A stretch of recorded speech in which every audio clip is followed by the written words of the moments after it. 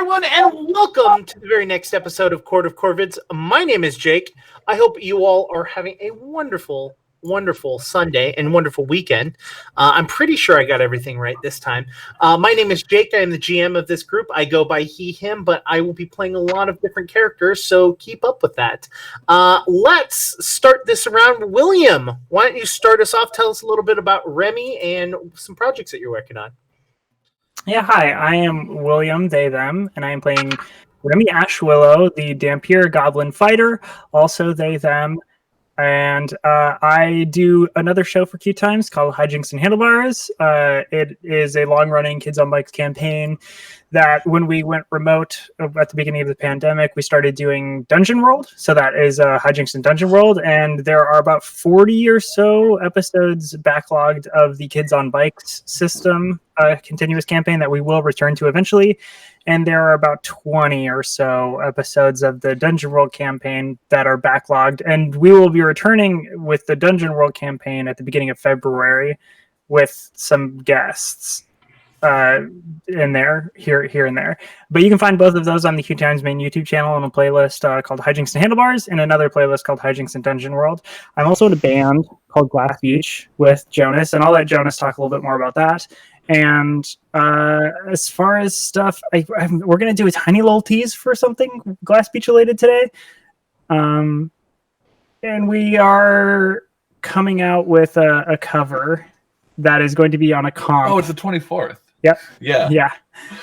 There's a cover of Polar Bear Africa by Jeff Rosenstock that is going to be on a No Earbuds comp on February 5th. No Earbuds is the management group that, like, the PR managing group that is our PR manager and a bunch of other bands. So that's going to be really cool. So be on the lookout for that. It's going to be really sick. Our cover is freaking awesome. I really love Jeff Rosenstock. So it's cool that we got to do that. Yeah, I think that's all I got for right now. Jonas. Cool. Hello. My name is Jonas, they, them, and I play the Chameleon Gnome. I think I didn't say part of this last time. The Chameleon Gnome Dampier Storm Druid, Robin, she, her. The Dampier is a newer addition to her life and a soon-to-be addition to mine. I'm on Twitter at Jonas Newhouse, where I tweet sometimes, retweet more often. And I'm also in the band, Glass Beach with William. I'm also on Hijinks and Dungeon World and Hijinks and Handlebars, so when those return, you'll see me there as well. But Glass Beach-wise, yeah, we do have it. Today is the 1-year anniversary, if I'm not mistaken, William, of the re-release of our album, right? Yes. It was a year ago, and which is why we are teasing something today. So if you go to our Twitter at Glass Beach Band, you'll see something that is a few pieces of a puzzle that might piece together what we're doing next. But yeah, we're all living together now, so we're starting to work on making the music again, which is awesome. We started streaming again on our Twitch channel, which is also twitch.tv/glassbeachband. I won't be resuming my solo streams for a while because I'm waiting for my PC build to come in, but Lane, our guitarist, has started, and I'll be joining on with him. William's going to do Among Us streams at some point, so if you want more of us, if you want to hang out with people and chat while some people play video games, and sometimes you play with them, twitch.tv/glassbeachband is a good place for that. Yeah, I think that covers me for this time. Awesome. Krug. Hi, my name is Krug, playing Krug Claudel, the human monk, and also the human personification of death. If you want to learn more about Pathfinder 2nd Edition, the game, we have some educational content over on YouTube. Our YouTube channel is youtube.com/QueueTimesMain, and it's pretty cool stuff. We just released a new video about the errata. If you did not know that there's been a second errata, you probably did know, though, because it's been out for a while. But we talked about it, and we also, bonus, talked for a long time about alignment and how we think alignment shouldn't exist. But yeah, I thought that was a pretty fun video. You should go watch it if you haven't watched it already. Outside of that, I'm going to reap your soul. Moss, please be less weird about it. Me be less weird? What do you do you even know me? Hi, my name is Molly McIsaac. I have totally natural eyelash that I was just putting on while everyone else was doing their intros that's falling off my face. So we're going to talk while I fix that. My name is Molly McIsaac. I play Moss Magnificent, the megalomaniac elf sorcerer who's in line for the throne of hell if only she can kill her sister. You can find me across the internet at Molly McIsaac everywhere except here on Twitch, which is Night Glimmer. And I've been really bad about streaming lately because I have been waiting for my room to be finished. I ordered a mural for this ugly wall behind me, and it came, but I ordered the wrong size because I did my math wrong. So it was like 3 feet tall. So as soon as that mural comes, I'll be back to my regular streaming, which Jonas joins me on a lot. We do Final Fantasy 14 and just general nerdery. But yeah, other than that, you can find me on the internet at Molly McIsaac. And my eyelash still isn't on, so that's fun. One other announcement that I would like to make: if you enjoy Court of Corvids and you can't get enough of this world, not necessarily these people, starting February 12th, we will be starting our second Court of Corvids campaign, which is our evil Court of Corvids group. And where every single character, speaking of alignment and how we hate it, is evil. So if you want to see that, we will definitely be doing that. Also, I enjoy the fact that we can see Tig right behind Jonas. I very much love that. I kind of want to like move your screen a little bit just so that we can see the cat better. I think Jonas is trying to speak, but Jonas is also muted. Rip. They remain muted. There we go. I was just saying, I'm trying to leave him visible because I know everyone loves cats.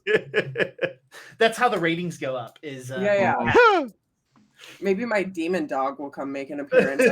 I'm finding the last rolls of toilet paper in the house to destroy. My puppy literally has a toilet paper fixation in the middle of a pandemic toilet paper shortage. She has destroyed, at this point, probably 10 rolls of toilet paper. Jesus Christ, Mayu. Yeah. And it's just pure carnage every single time I go downstairs. And I don't know how she gets them at this point. I swear she has thumbs and she's getting into cabinets. It's becoming an issue. I love it. This is great. Which one's Robin? Well, do you have a cat form? Can you turn? You can turn into cats. Absolutely. I feel like I have turned into a cat. You turned into a. Nope, can't remember. Yeah, I can turn into a cat. Oh, you're like a cat bear or something. Yeah, I've gotten into chimera stuff because Jake is so kind as to let me. Yeah. Yeah. I mean, as long as there's no advantageous advantage, right? And it's just for flavor or looks, who cares? That being said, let's go back a tiny bit and remember what happened last night. Robin and Remy both were given the power from the skull fragment, one of the skull fragments that Dr. Ravna had spent their time researching over the last few months, and was able to find that there was power within it, and that they were able to release it onto other things or other objects or other people. And you two are theoretically guinea pigs because you're the first people that are going to have the power to be able to do this. Moss, in a weird back and forth stupor between the massive amount of love that she has between Clokey and Scott, she, I believe, went to bed laying on Clokey holding a letter from Scott. If I'm correct. Mm-hmm. Yep. Weirdest love triangle in history. And then Krug, for some reason, had gotten drunk that night, and Remy brought them back to their room, and they slept it off. Is that accurate, Krug? I think that is accurate. Yes. So the next morning, Krug, you, from your drunken stupor, do not get up at your normal time because you have a hangover. Wow. Wow. You do not get up to meditate and preparate. But Remy gets up and Robin gets up normally from their sleep. Both of you do the two of you sleep together, or do you sleep in explain your sleeping arrangement? We sleep in a hammock together every night. Almost always outside. Yeah, like just outside of whatever. We put up a hammock and we just lay in it. And typically, Robin, as a reminder, Robin gets up right with the sun and starts doing her morning attuning to nature. What's the word? Focusing. Her morning focusing. I don't know. Does Remy usually sleep in at that point, or do they get up and do their own things? No, I mean Remy gets up pretty early. I don't know if it's at the same time as Robin. Probably not exactly. Yeah. But yeah, Remy gets up and does some stretching, yoga, calisthenics, stuff like that. Yeah. Robin, since you're the first to wake up, you notice that the hammock is soaking wet, as if it were raining all night long. And it's really strange. And as you kind of look at you realize that you're wet as well. And so's Remy.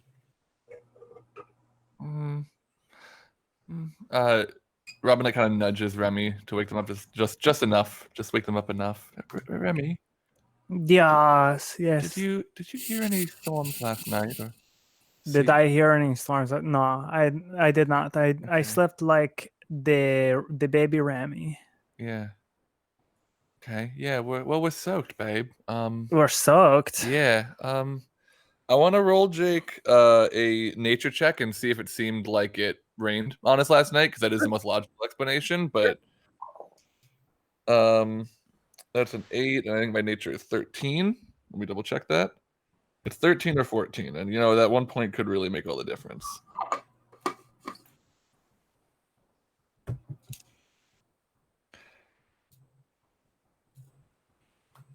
Don't worry, we can cut this part out. Yeah. Everyone just stop listening for a second. Okay, cool. 22 total. 14. 22. The weather is clear. There is no signs of rain. And you're just like, okay. And you're looking at it, and you realize that they're in the shapes of your bodies. It's a hammock, so it's a little harder to notice. Roll me a medicine check. Yeah. Because so now my brain is thinking, oh, we were just so sweating the whole night. Another 8, also plus 14. Yeah, you two are soaking wet, and as you're kind of looking at it and you're feeling yourselves, you realize that the water's coming from you, that the two of you just completely sweat through your hammock. Okay. Babe, I'm gonna have to go wash the hammock and probably sleeping clothes. Whatever sleeping clothes those would be. Do you think? Oh, so we're so sweaty. Yeah, we're so sweaty. Two things that I could think of. One was this is some sort of reaction from the thing that Dr. Ravna did. 2, wink. Do wink? Yeah, I know, babe. The second one? Yeah, the second where I wink. Wink. But it is probably the first one, because I think it could be honestly a combination of the transformation that if you want to go wink. Well, Jake, this hasn't happened before, right? In the last month that we've been here. Okay. And in fact, when you you're changing, you kind of touch your skin, and you're you realize that you're running hot. Yeah. And it seems like you have a fever. Yeah. Yeah, honestly, babe, I think our bodies just aren't liking the influx of magic from last night. And also a little bit of wink, but I think mostly this is the skull just sort of getting whatever out of our system. I mean, it could be because we ourselves are, and Remy spikes the camera, and it gets a close-up, kind of undead. Yeah. It could be. Well, you know what? Let's just hope that this is as bad as it gets, right? I suppose I'll go talk to Dr. Ravna if you want to Cool. keep cleaning stuff, Yeah, but we I'm need gonna- to head out pretty soon. So think so. I should go check on Krug, because he was wasted. He was having a good time. He seemed all right. He was unhealthfully drunk last night. He had his feet under him. Yeah, I hope he's not going through a lot right now, because if that is the case, then that might seem a little destructive to me. Sorry, Robin Way, the chameleon gnome sweat elemental Dampier storm druid. Gross. So yeah, Jake, I would like to take our sleeping clothes and our hammock. I don't even know if we sleep in clothes. My instinct is like leaves, but my instinct is none. Yeah, so maybe sleeping clothes was a joke. Yeah. We put on our daytime clothes, which is leaves, and I take the hammock, and like I'm gonna go to like whatever, probably that lake that Mia and Scott work out at, and I'm just gonna go like, I normally do my focusing just like floating in there anyway, so I'm gonna just like basically let the hammock soak while I do that, and then I'll do the actual washing. Yeah, that makes sense. I'm gonna go talk to Dr. Ravna. Are you gonna go to Dr. Ravna, or are you gonna go to Krug first? Well, I'll go to Dr. Ravna first. I'm gonna let Krug sleep in if he wants to. Let him get his hash browns and eggies. All right, so Remy, you get up and you head over, and you can see that Dr. Ravna is actually sitting and drinking what you can only presume to be coffee. They are sitting down, going through a book, just taking small sips of their coffee and setting it down as they're reading inside the like main hall of the Court of Corvids location. Dr. Ravna, we're hot, we're sweaty, and we are about ready to figure out what is going on. Am I right? No, we sweat through like our entire bodies and like totally soaked our hammock last night. So wondering if this has something to do with the thing going on. You know, the thing you did to our bodies. They close their book and set it down and walk over to you and place their hand, the backside of their hand on your forehead. And they said, well, you seem to be at least cooling down. Let's, do you mind if I, as badly as this sounds, run a few tests? Oh, yeah, no, you can do whatever you want. I mean, as far as I'm concerned, I am like a test subject now. I am the one, we're doing the thing on we want to figure everything out so that the next people that do this won't sweat through their hammock. They turn and they cast a spell on you, and it's you're very, very familiar with this spell because Robin casts it on you quite frequently. It's the status spell. And they cast status on you and they go, this is very interesting. There seems to be nothing wrong with you. Maybe right. Okay, see you, Dr. Ravna.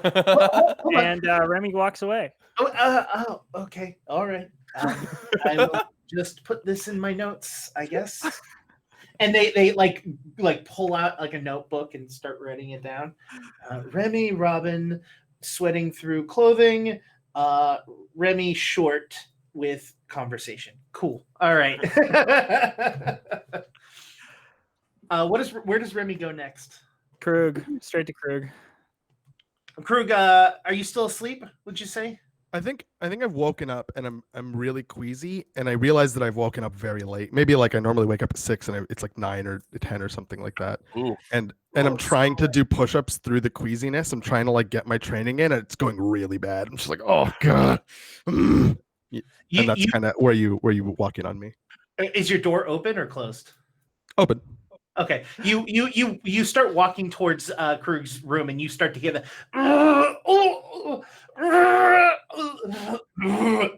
Don't go in there. And you know how the day after, like someone like heavy drinks, you can kind of just smell it on them because it's like sweating out of their body still.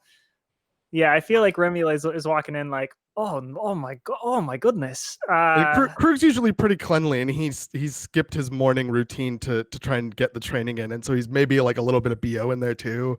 It's just like not good. Wow, Krug, this is the greatest vision of you I have ever seen. I mean, you look strong, you smell great.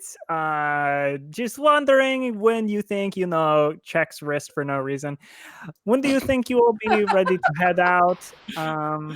Krug kind of like stops and sits on the ground, like his legs splayed out, and he's kind of like hunched over a little bit, and he's like, Remy, you're not gonna tell anyone about this specific, basically all of yesterday.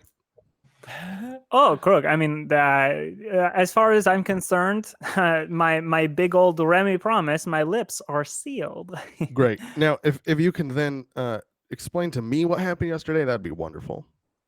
Yeah, so you got very drunk. We all had a good time. Well, and then we woke up. Oh, you mean the other things? I don't know. You tell me.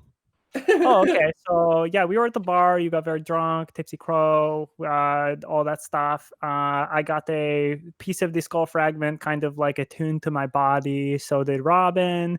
We got very sweaty, but then I woke up and asked Dr. Ravna about it, and they said everything was fine. So here I am. Oh, and we have to go because there's a thing in a different place that we need to go to. A thing in it? Do I have time to have a shower at least? Can you have a shower? Why? You smell amazing. Yeah. All right. I'll be there in a minute, and then I go. What? You don't trust me, the one who lives out in the woods all the time and never showers themselves? You don't think that I don't know what smells good? You hear Krug laughing to himself as he picks up his stuff. Okay. Well, I'm gonna go check on Moss. Waddle. Waddle. You're very descriptive today, Will. It's like you're writing a script and I'm into it. Remy goes to the store. Yeah. Remy, you walk over to Moss's room, and Moss's room is closed, and you can definitely hear the light snores of Moss in a deep sleep. Oh yeah, very light, very womanly. It's like picture this. There's just drool and like makeup congealing on the pillow below her. Like her hair is matted in 1,000 ways. Like she's gripping Clokey. Like there's drool on poor Clokey. Imagine anime nose bubble, right? Yeah. What's about the pop? Remy slams the door open. Hey, it's time to get up. What? No, I don't wanna. Hey, there was no Clokey on the doorknob, so I barged in. That's right. Me, Remy, not taking into account people's personal boundaries. Get up, Moss the Magnificent. Moss wipes her face on Clokey. And then Moss, you look the best out of all of the people I've woken up with today. So, Clokey, I'm sorry, Clokey. Clokey, I'm sorry. I thought you were the sheet. Okay, well, you two seem like you have a lot to discuss. I'm just letting you know. I mean, even Krug is up already, and he was having a rough time. I let me tell you, he smells so good. Thank you for the information.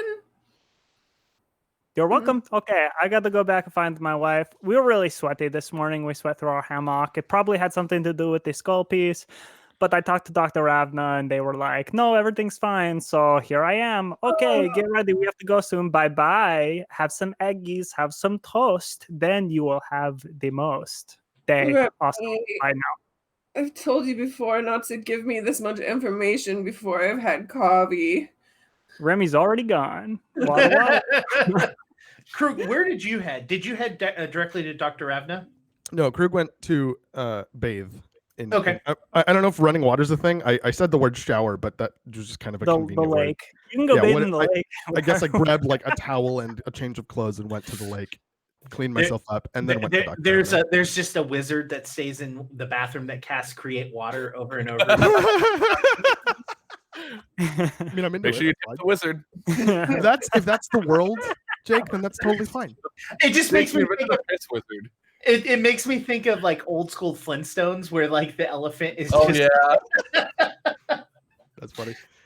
Yeah, clean myself up and then head to Dr. Ravna. I would say that both Krug and Moss in that process, because Moss is going to take a while, I assume, to get ready to head in, that the two of you end up getting to Dr. Ravna about the exact same time. Mm-hmm. Yes, you're both here. Good morning. How are you both doing? Wonderful. If Moss? if Krug went to the lake, if that was after I left, I probably also went to Dr. Ravna, and if it's not, we would have run into each other. Yeah. I mean, you all four can be here if you'd like. There's no. Well, the three. I'm just wondering. Like, It's either Robin and Krug are gonna have a scene at the lake, or they were staggered, but they're both at Dr. Ravna now. Was that what you're saying? Yeah. Do you want to have a scene at the lake, you two? Not necessarily. I'm asking about timing, like asking if this is before or after everyone's left the lake. Let's say that like you pass each other as the two of you, like as you're leaving Krug, you're like, oh hey, Krug's got a towel over his shoulder, and you see Remy, you see Robin with like carrying the hammock with her, like a little bit wet. I'm probably wrapped in the hammock because I don't think I actually. Well, no, I did bring clothes out here. Yeah. Mm-hmm. You're wearing your leaves. My leaves. Cool, but yeah. Then I just because Robin would have gone to Dr. Ravna after leaving the lake. Yeah. But so Krug bathes quickly and heads in. Robin, you hit up Dr. Ravna first. So Dr. Ravna is in their office, taking down notes, and you can see that the skull piece is on like these like small attachments, and there's like a big glass in front of it, and they're just kind of peering through it, and you see every once in a while dropping something different onto it to see if there's any sort of like chemical reaction to it. Hey, doctor. Sorry, no, sorry. Keep writing what you're writing. Finish your sentence. I don't want to interrupt the words. Good morning, Robin. How are you doing? How are you feeling?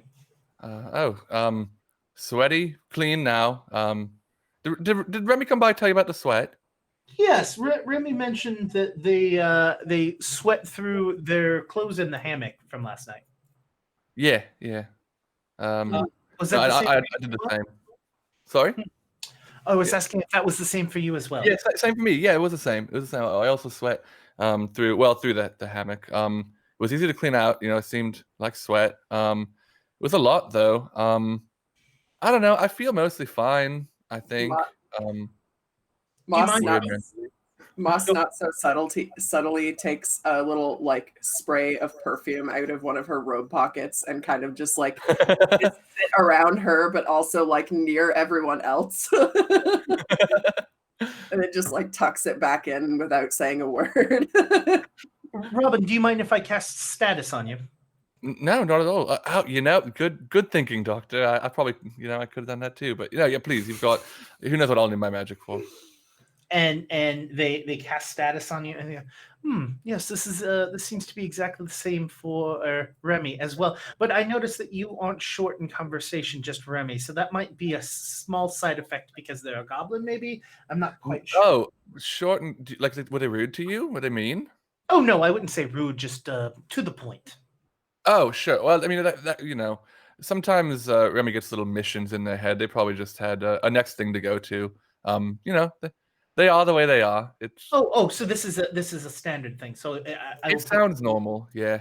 I'll honestly. remove it from my notes. I'll be honest with Remy. Most things are normal at any given time. It kind of depends what you get with them. But so sweating through if you leave the conversation feeling uncertain of your place in it, that is normal.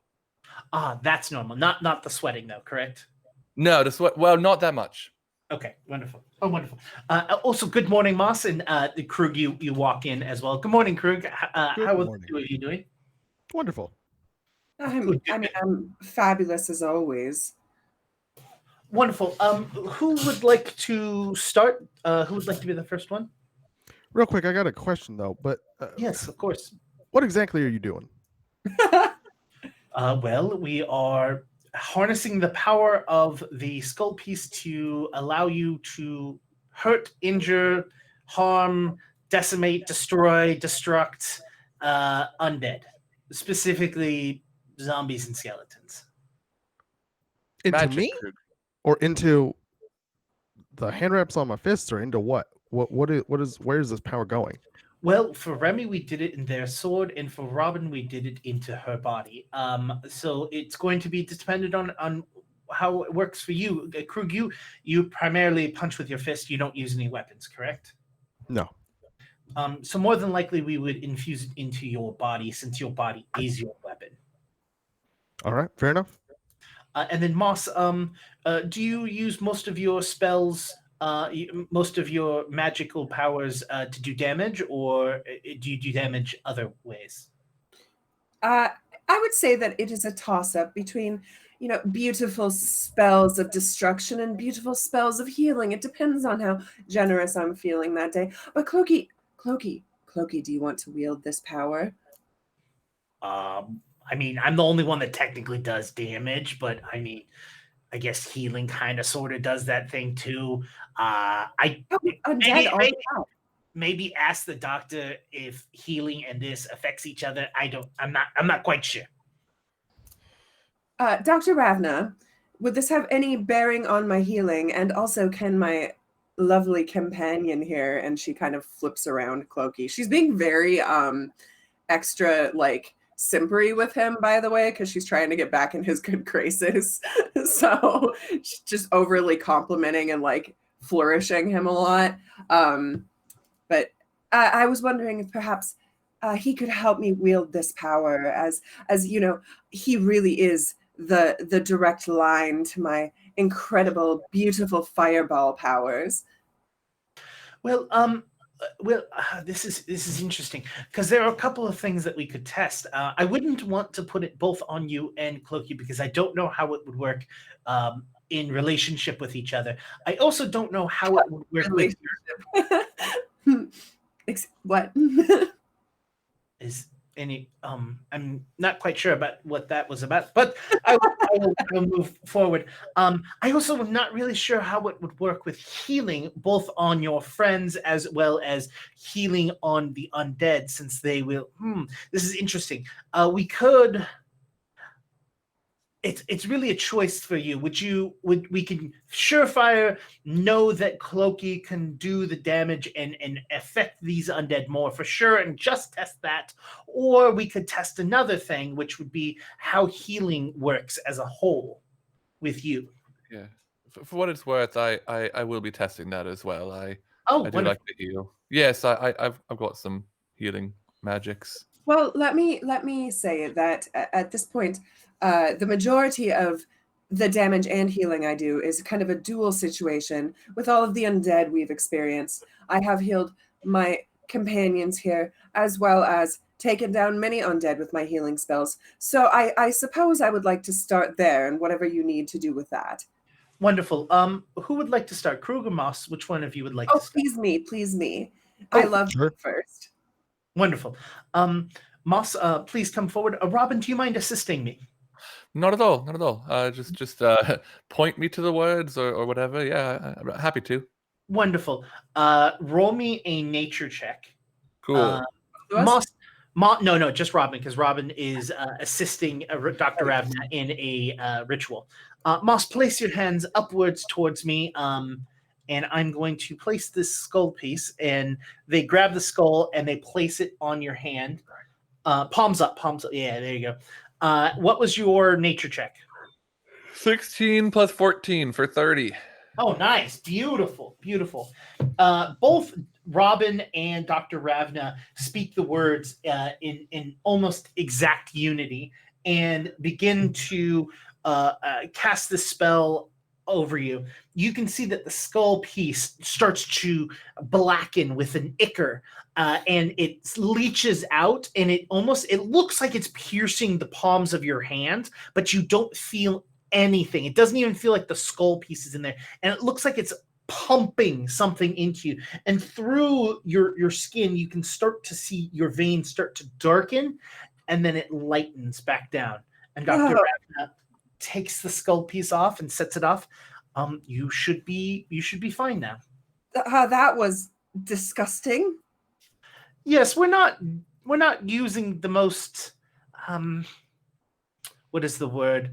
We're not using the most pure magic in the world here. So okay, am I supposed to feel different or like do something? Robin, did you feel any different? I did actually. But here's the thing: it's hard to say. I felt very tired immediately, but it was late, and I had a long. I read like thousands of words yesterday. I had a lot to process. So, I don't. It might be fine that you don't feel different. I'm not sure Remy did, in fact. Remy, Should did I you- test it somehow? I think you're going to have the ability to test it quite soon, as I believe Arturo has you all sending off today. Right. I have a quick question, maybe something to ruminate on, Doctor. But Yes. if it was this transformation, or this effect, right, that caused us to experience what we did last night. I mean, we put the skull in me, but in Remy's sword, not in themselves, right? So I mean, I guess it speaks to some sort of, I guess, soul connection between them and their sword. I would think, right? If that is why. Why you both sweat through things last night? Yeah. I just don't see why, because they weren't sleeping with the. Is Remy here? No. Was Remy sleeping with the sword last night? No. No, sword last night. That would be weird. Honestly, this is kind of the first time we're really experimenting on it. So it's an observation for the science. That is a great piece of observation. Thank you for letting me know. Honestly, what we'll see is if Moss and Krug have the same exact thing tonight with them, or later this afternoon, we'll know that it is a direct correlation versus causation. You know what I mean? Like Sure. We know 4 out of 4 people that we have tested this on the first night they have had this issue, and we will know that it is directly a part of this. There's a possibility that I'm going to sweat my weight tonight. Moss, I have so much prestidigitation ready. Don't even worry about it. I've got my eyes on you. So But unbecoming. yes, possible. I mean, I've seen magic do worse things than make someone sweat. I once saw someone get turned into a fish. The worst part about it, they were in a desert. It was horrible. Boss is actually laughing. Krug, are you ready? Is Dr. Abner working on their like type 5? I think doctors have to make their patients laugh, you know? Part of the job. It seems like they're very it wasn't like they're like you all see it as a joke, but like they don't. Like they're just, It was terrible. They got turned into a fish in a desert. It was miserable. Continuously had to create water. It was terrible. No. While Dr. Ravna is giving their or having their discussion, can I have rolled an Arcana check to try and figure out what they mean by not the most pure magic? Sure. I got a 21. So this is a skull piece from an item of Pharasma, right? What they were kind of implying was it wasn't, when they mean pure magic, they just mean that it's not, without a better term, good aligned. Mm-hmm. Does that make sense? Right. Morally pure. Yeah. Because Pharasma herself is neutral. Sure. I mean, Aurora is too, so it's... Yeah. So it's just more of like, this is not like lawful good magic. This is neutral. Like there's good and bad to this, you know? Okay, which is fine. And then so Krug says, I'm totally ready. Let's do it. Robin, do me a favor and roll me another nature check. Cool. Oh, wonderful. 10 plus 14, 24. Cool. You both are in sync with each other, and you sing bye bye bye the entire time. Bye bye bye. Krug, the bone piece is on your hand, but something very interesting as they are doing this ritual, the ichor reaches out, and as it reaches out and it touches like your fingertips, when it goes further and touches parts of the wrap, it almost seems like as it touches it, it quivers away, and like instead of like pumping black ichor into your body, it like shivers and like melts away into itself on that side wherever it manages to touch the wraps. Krug's smiling as he's watching that happen. And the spell goes through, and Dr. Ravna pulls it off and sets the bone aside. Well, I believe that is all of you. If you want to meet with Arturo, I believe he is waiting for all of you, unless you need something else from me. Did Robin notice the recoiling, and was it Roll a clear? perception. Dr. Revenant? Oh, Yeah, you I were rolled perception. you were right next to Dr. Ravna Sure. helping. You absolutely noticed it. Cool. Doctor, did you see the reaction to the hand wraps there? I did. I have my sneaking suspicions of why it might have done that. One of I have taken note of it. I believe it has to do with the fact that Krug's hands are haunted. Both Krug's hand wraps as well as this skull piece are both sort of kind of undead themselves. That's fair. Yeah.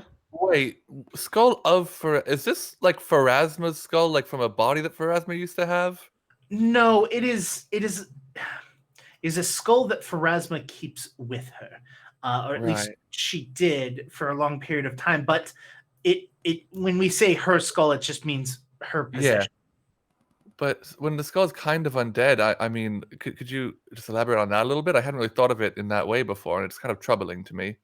Well, Pharasma oversees the boneyard. Right? Sure. Well, everything that she does has to deal with the undead. Sure. Okay. God. Is it listening? Is what listening? The skull. What's here of it? Not that I have been able to see yet. Pharasma's a deity. Correct. If Pharasma wants to listen, then Pharasma's going to listen. It doesn't matter whether or not we have a skull. What about Pharasma? I'm just wondering if there's like a person in this shard that, like, I don't know. If you're in there, thank you for your help. Probably. Hopefully we can continue to work together. I just hate the idea of there being a. You say undead, and I'm just thinking about a person, and the skull was a person's, and like if they're still part of this, Pharasma's like one of Pharasma's main tenets is that Pharasma doesn't appreciate it when souls are prevented from passing by any means. Pharasma wouldn't keep a soul in a skull. There's nobody in there, almost certainly. Okay. No, you're right. You're right. Yeah, doesn't make sense. Pharasma, in fact, hates undead as a whole, and hates any sort of necromancy that keeps people from joining the boneyard. I mean, correct me if I'm wrong, Doctor, but the skull's probably undead simply by virtue of Pharasma's like station, not because of any like undead necromantic stuff. Precisely. Okay. Well, yeah, that largely puts my heart at ease. I think I'm ready for some adventuring now. All right, let's go. Yeah, feeling great. And make sure if there's any weird or strange happenings, please let me know. Thank you. Absolutely. Keep the box nearby. We'll be in touch, I'm sure. Right now, do I feel okay? Did I feel anything weird? It felt you felt it set on your hand, and then once they started the ritual, the skull piece is so light that it felt like it wasn't even there anymore. Like you could physically see these things. It's like almost like when you're like, have you ever had like a part of your body numb and you poke it, right? Like, and it feels weird because this finger is touching this part and you feel it over here, but you don't feel it where it should be felt. Sure. That's kind of what it was like. You were visually seeing these things pierce your skin and pump this into your veins, but you didn't feel it. So it was just like, weird. Cool. Yeah. Dr. Ravna nods and they go back to writing in what seems to be like a journal of some sort. Yes. What would you all like to do next? I think we should go meet up with Arturo. Was he going to give us our mission today? I assume that's where Remy was going ultimately. Yes, as well. Remy is already on the way to Arturo. That's where Remy would have gone off to after Moss's. Okay, so then let's say that Remy is there beforehand, while all this is happening, Remy and Arturo together. And Arturo's like, Remy, how are you doing today? And I think if you're, unless you really want to give me some information or have a scene with Arturo, if everyone else can show up, and the thing after Arturo's like, Remy, how you doing today? Remy's going to recount every single detail of their morning, like precisely.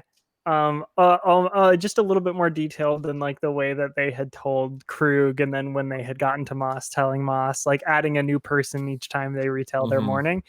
And that is just wrapping up as the rest of the crew is walking up. As the three of you walk in and you see Remy, like, and then that's when I got here, right? You can and see you asked me, Remy, how are you? How's your morning? You can see that Arturo already looks just emotionally beat. Hey, everyone. Hey, Arturo.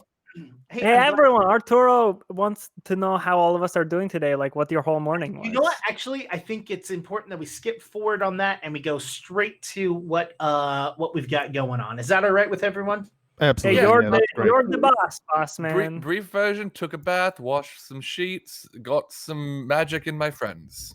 Wonderful. All right. So there's a location. I will give you all of the exact location a little bit later, but I feel that the importance is what is going on there. There is a small town about a day's worth of travel away. And while it's there, there has been a large amount of undead attacks specifically in this town. But the weird thing is that they have a Revenant, which is the first time we have seen something as strong as that show up. So we kind of want you to investigate that, figure out what is going on with the undead, as well as what is going on with the Revenant and why is it there? Is it a creation naturally occurring, or is it a creation of the undead leader, basically, is what we want you to try and figure out. Just so I am clear, a Revenant, that is the thing where the person dies and like either is cursed to continue like doing a thing, or is like they die but they had a big, mission, or they had a duty, that they had to take care of. What is it? Remy, that is very, very close. Revenants are people who have been murdered in some sort of way, and the murderer goes free and has been able to go, and there's just a strong will to get the revenge on that person. The other option is that if they weren't murdered, they died and were left in a horrible place to die, and the body hasn't been recovered yet. So that is kind of the natural occurrence of a Revenant, but it is very possible that someone has created a Revenant, and if they have, that's not good. A Revenant is very strong. Do I know anything else about Revenants with 25 religion? Yeah, I also want to roll religion. Anyone that wants to roll religion, go for it. Can I roll occultism? Mm-hmm. Or I want to do occultism. Yeah, can I roll underworld lore? Yes. I got a 26 religion, so give me one more letter than Krug. I get punctuation. 27 occultism. 25, 26, 27. What do we get, Remy, for undead lore? 28. Here we go. I forgot to pull up my dice roller. If Remy has a +8 in religion, I'm going to be absolutely floored. No, I'm doing underworld lore because my religion is +2. Okay, here we go. 14? Yeah, that's a D20. That's a D20. Looks weird on my ankle. All right. Remy, all of the information that you know is already what you had explained, and Arturo has further explained it a little bit more. As for Krug, Moss, and Robin, the additional information that you know is that these are very much fear-based creatures. And one of its largest weaknesses is Moss's strength, which is looking at themselves in a mirror. Oh. I would qualify that as maybe also Moss's weakness. Yeah.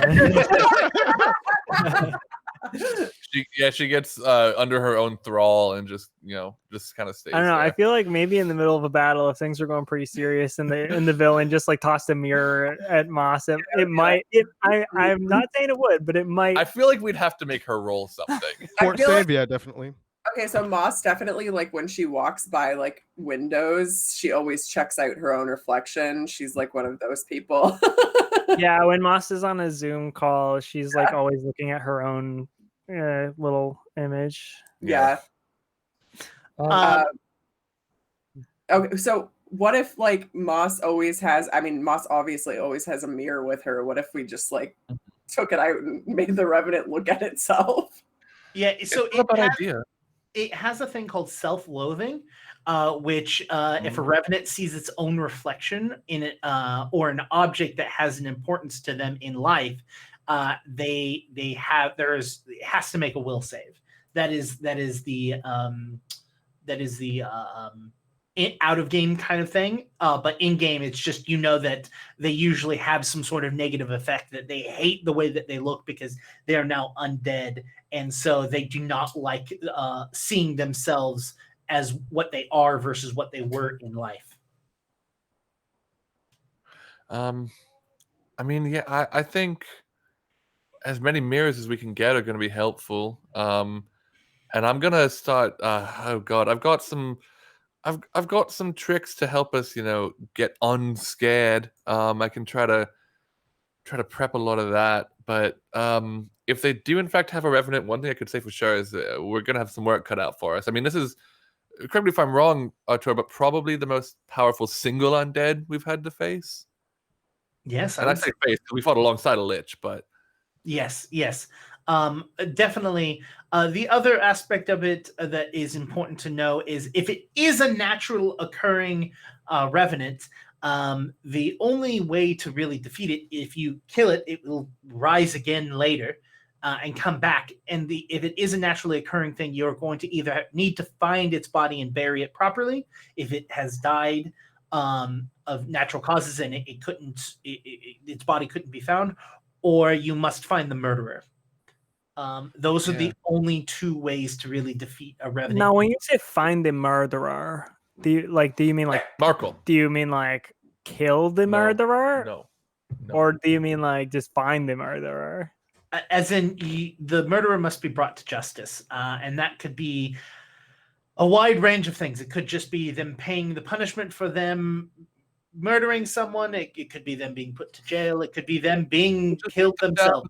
We'll all talk about it. I mean, if the justice the Revenant is seeking is the murder of the murderer, and we murder the murderer, but then they seek vengeance on us and come back as a Revenant to kill us, and then the only way they seek justice is if we are murdered, and they murder us. So we come back as Revenant. Get its own justice. Is that the thing that can happen? Is there like a Revenant cycle?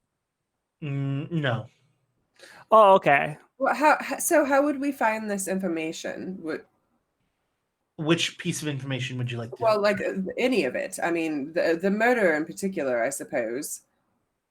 I guess it would be, if it is a naturally occurring thing and there is a murderer, then it would be to solve how they died and who killed them. I mean, Remy, do you hear that? And Remy brushes their beard with their hand and pulls out a pipe. Of course I did. And I think you mean Detective Ashwillow. Yes, excuse me. Okay, Arturo, we've heard enough of your gab. Well, not really. Is there anything special about this town at all? Like, I understand that it's possible for a Revenant to spontaneously exist based on pretty mundane circumstances, but you said, first of all, that this town has been attacked by the Revenant, but is the town still there? Did they survive? How did they survive? Yes, the town has been continuously haunted by the Revenant. The other thing that is key is it's not just the Revenant that's coming across this town. It is a series of undead waves that continuously hit them. We have been trying to send supplies to them as frequently as possible since we found out about it. They are holding strong. They are defending their walls, but it's only a matter of time. And I'll be honest, they're kind of stubborn about leaving their homes, which I'll be honest, I get. I understand that it's their homes, that is their way of life. That's how they've lived for a long time, and they're not about to, I quote unquote, leave because of some undead. I mean, honestly, I get it. That's if we win the fight against the undead that are encroaching on the territory of the living, then it'll be because of that attitude I expect. But so that to answer my question, they do have capable people there. They aren't just it's not just a tiny village. There's a guard or some sort of a wizard or sorcerer there that knows what they're doing. I would say that it's more of a series of civilians that have mustered up enough strength and ability to do this. That is impressive. I wouldn't say that they are well trained. I don't know. I haven't personally visited them, to be completely honest with you. Fair enough. Well, I mean, I guess we should go, right? We want to get there as soon as possible.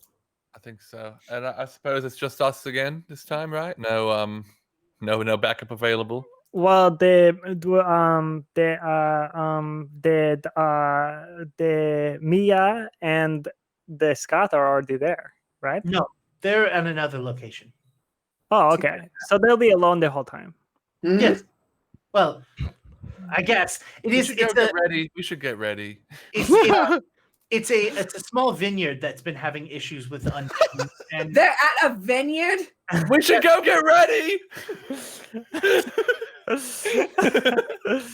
Yeah, so I'm gonna grab my sword. I have to say it. I'm gonna grab my sword. okay. Moss is very tense, but she wants to have a little aside with Clokey really fast, so she kind of like steps away from everyone else and pulls Clokey close and says, "Are you still having issues with that whole like not communicating with the underworld thing?" Yeah, I haven't. It's great actually. I haven't gotten any commands or anything. It's been actually pretty sweet. I'll be honest with you. I mean, it's sweet for you, but I was hoping you could, like, I don't know, look through the records for like revenant things or murderers that could have created revenants. I don't know how it works. That's where all the baddies go, right? Yeah, revenants and undead are not the same thing as demons. Sorry to tell you that.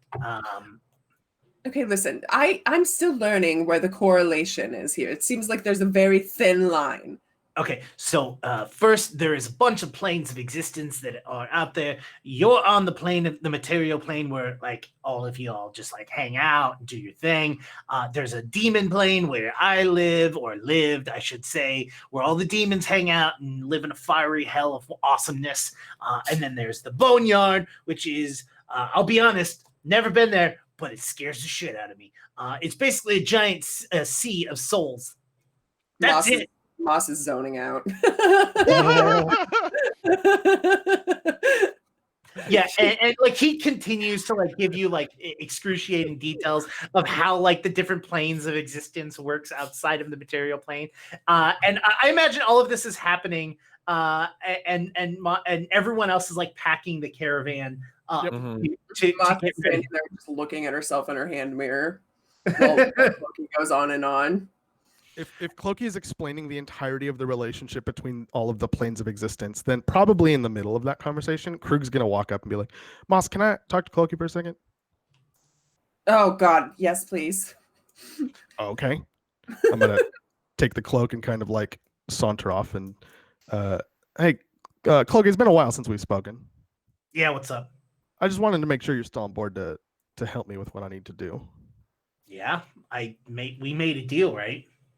Yeah, I just wanted to make sure because it's, and I'm going to explain to him everything that I learned up until the point where I started like levitating. So not that part, but all of the like, the tree and what I'm supposed to do and how it affects me and stuff like that.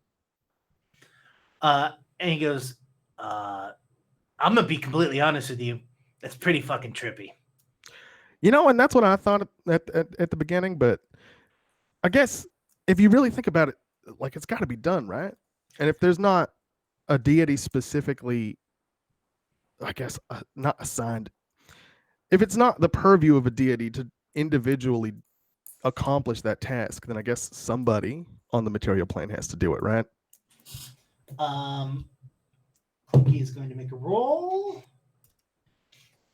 And he goes, see, here's the thing that's weird, is because there are a bunch of people that are assigned this job. Because look, across the entire planet, how many people are dying every moment? Got to be like at least one a second. Now imagine if there was one person that had to collect every single soul across the entire planet. They would literally just and have to like teleport around. It would be like a giant fat man that had to deliver gifts to everyone on a single night. You know, it's just a ridiculous amount of things, right? What if what if like different zones or different areas or different parts of the world had their own kind of like sheriff that dealt with it? Well, the way I understand it is that I don't have to do every soul, right? It's just the ones that have difficulty. From what I understand, it's an automatic process generally, and that sometimes it doesn't work correctly for whatever reason, and then I have to intervene. But that having been said, what you're saying also makes sense, because there are parts of the world that I will never visit that contain people who will die. So I don't know. That makes sense to me. Now, okay, question. Here's my question. The souls that you've observed, have there been any strangers, or have you known all of them, or like how like what are you seeing? I mean, I haven't known any of them as far as I can remember. That they've all been individuals that have. I mean, maybe I've interacted with one and then they died, but maybe no. Actually, no. They've all been complete strangers. Is this Krug Why? lying? Is this Krug lying? No, I can't remember having known one. Did I know one? Every soul that you've captured thus far has been a soul that like was directly affected by you. So far, every soul that you have touched has been people from Jonestown, or has been people from different areas that have died. Oh! Like I thought you meant like new personally, like No, Remy. no. Just like you, like that you are directly connected to them. Gotcha. I guess they've all been related to important events or important places to me, but I mean, not like I knew them personally, but in a sense, like we've been connected in a way. Do you think that means something? I mean, maybe you're just in charge of dealing with all of the things that you are responsible for. Maybe it's like making a mess and cleaning it up. You know, honestly, Clokey, that's one of the least efficient things I've ever heard in my life. But I guess, you know, if it works that way, that's fine. Wait, making a mess and cleaning it up yourself doesn't make sense to you? No. Just saying, being responsible for all the things that are important to me. That's, I don't know. It seems I'm just tired, Clokey. All right. I take Clokey back to Moss, and I say, and before I hand Clokey back, I say, by the way, Clokey, thank you, but I forgot to say that, but it hits me that maybe I don't say that to you enough, because you are a very valuable addition to the group, and we don't talk as often because of the whole you being a cloak thing. Hey, it's fine. We'll leave that on the back burner when I see you in the afterlife. How's that sound? Well, all right. That's morbid, and I hand him. You're so valuable. You're such a wonderful member of the team. And Moss is like rubbing her face on Clokey. Krug, can you help me out here? Can I go back with you for a little bit? Moss, I need to do the thing with Clokey real quick. Can you just get Clokey back real quick? No, Clokey's mine. Oh. And right about that time, the caravan has been completely packed up. Cool. Everybody With ready? zero help from Moss. Okay, so you all hop into the caravan, and you head off, I assume? You've been given before you had left Arturo, he had given you a location on a map and shown you multiple routes to get there. Cool. I think the only thing I want to say happened in that time, Dogskate hasn't been around a lot, as Robin's been like doing a lot of reading. And I think part of the packing was Robin going out and calling for Dogskate from the woods. And on like the 12th call or something, he came running out with like birds on his head and a bunch of flowers just stuck to him that Robin has then spent the time kind of cleaning and turning into a little flower crown for him. Alternatively, Remy is trying to teach Dagorno how to tell jokes. As it happens, because I can't remember. Did we make it so that Dagorno can talk to everyone or just you? Just me. Yeah, only Remy can hear Dagorno. Okay. Remy, you're okay. Why did the dog? Wait, no. Why did the cockatrice cross the road? I do not know Dagorno why. Me, I didn't know either. Remy turns to everyone else. You have got to hear this. It is a stitch. It was a funny little whine, babe. It was funny. What was funny? The little whine. Oh yes. A funny little whine from the dog. Whatever. You know what? We're gonna get so mileage out of this on the whole trip. We pack in here. I mean, we get Dagorno up in front of all of us on the little stage inside of the caravan, and we just have a good time for the next 24 hours. Am I right? And you all start heading off. About who's where? I want to know who is where on the caravan. Who's inside of it? Who's assisting the drive, and who's just like hanging out on top? I'm sitting up front with Herring, just looking fabulous. Okay. I'm not doing anything. I'm just like want to be seen. Sure. I'm in the back working on the other thing I messaged you about, Jake. The thing that I'm working on crafting. Do you think if I have been working on it and work on the ride, I could have it ready for our next battle? Should I roll some crafting checks to determine that? Yeah, roll me some crafting checks. Cool. I have 3 d20s. I'll roll 3 of them. I don't know what the best way to do it is. I'll throw the first one. Crafting is just a single d20 roll. Oh, okay. Cool. I'm using inspiration on this as well. Like guidance, you mean? Or? Guidance, yeah. Oh, okay. Not inspiration. So that is 7 plus 1 plus 12, 20 total. Okay, yeah, I would say that you would be able to get it done. Probably depending on if you want to work on it throughout the day and then into the night, you could theoretically have it done for the next day. Cool. Yeah, I think that's gonna be Robin's main focus unless she's needed for something else. Okay. What about Krug and Remy? Where are they? Krug is probably on top of the caravan meditating since he hasn't been able to do that in a while. Yeah, Remy out of character. Remy will leave Krug alone to do that, and we'll be down in the caravan, just like chilling with Dagorno.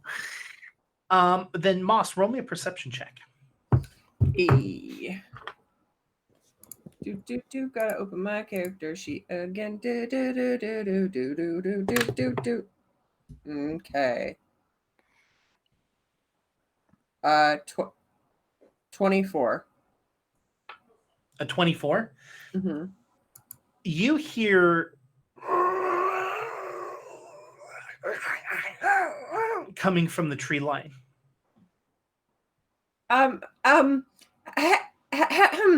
There's some weird sounds happening here. Like where? And what kind of weird sounds? Gestures broadly.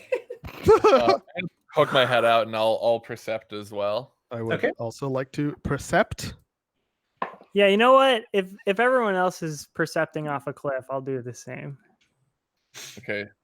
If all your friends percepted off a cliff, would you follow? 16 plus 14 for 30. 30, okay. 15 plus 15 for 30. And Remy gets a 14. Total? Yes. Krug and Robin hear that there are maybe like a half dozen zombies on both the left and right side in the tree line ahead of you. Okay. Mine was actually 27. Half a dozen? Yeah, on each side. So 6 and 6. Cool. Okay. Yeah, quite a few zombies coming up ahead. I think we could outrun them possibly, but that just leaves them for someone else. Do we want to test out our new skills real quick? Oh yeah. Okay. There are multiple paths between us and our destination, right? There's multiple routes, correct. This is the most direct route. If you want to use one of the other ones, there's one that tees off ahead of you, and there's one that teed off behind you. So if you would like to go backwards, you can go backwards and then go the longer route. But it's up to you. Moss just stands up like on the top of the caravan, looking as dramatic as possible. And like throws Clokey half over her shoulder and like holds her hands up ready to go. She really wants to try these new skills. They said Yeah, that. Sorry, go ahead. Well, we are the test subjects for a reason, you know. I guess let's test. They said that they'd been trying to send supplies. Is this the route they used to send supplies? Mm-hmm. Is there any evidence that like another caravan has made it this far? Yeah, I mean, there's trail lines. It's a very widely used road. Oh, okay. Cool. Well, in that case, I'm gonna jump down onto the ground and crane stance, if I can, before we see anything. Anyone else want to do anything beforehand?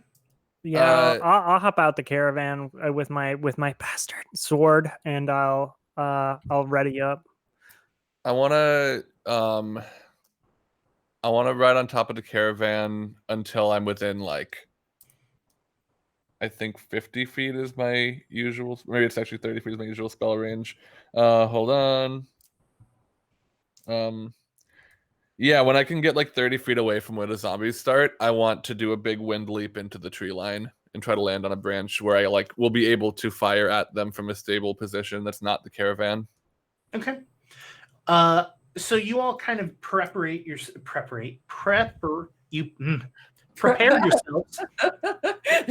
You all become preppers. Yeah, you say preppers.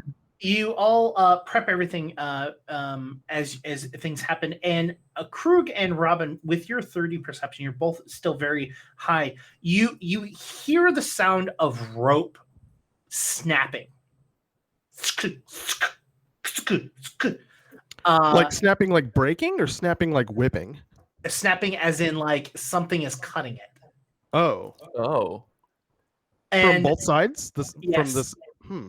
You see, as you all are there, you all start to see zombies come in. You all notice that there is a rope around each of the zombies' necks that trails behind them.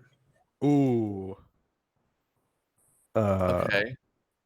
Remy, you think you can just full body tank 12 zombies for a minute? Yeah, if you want to go chase whoever cut those ropes, which I don't know about, never mind. Hold on. And well, why?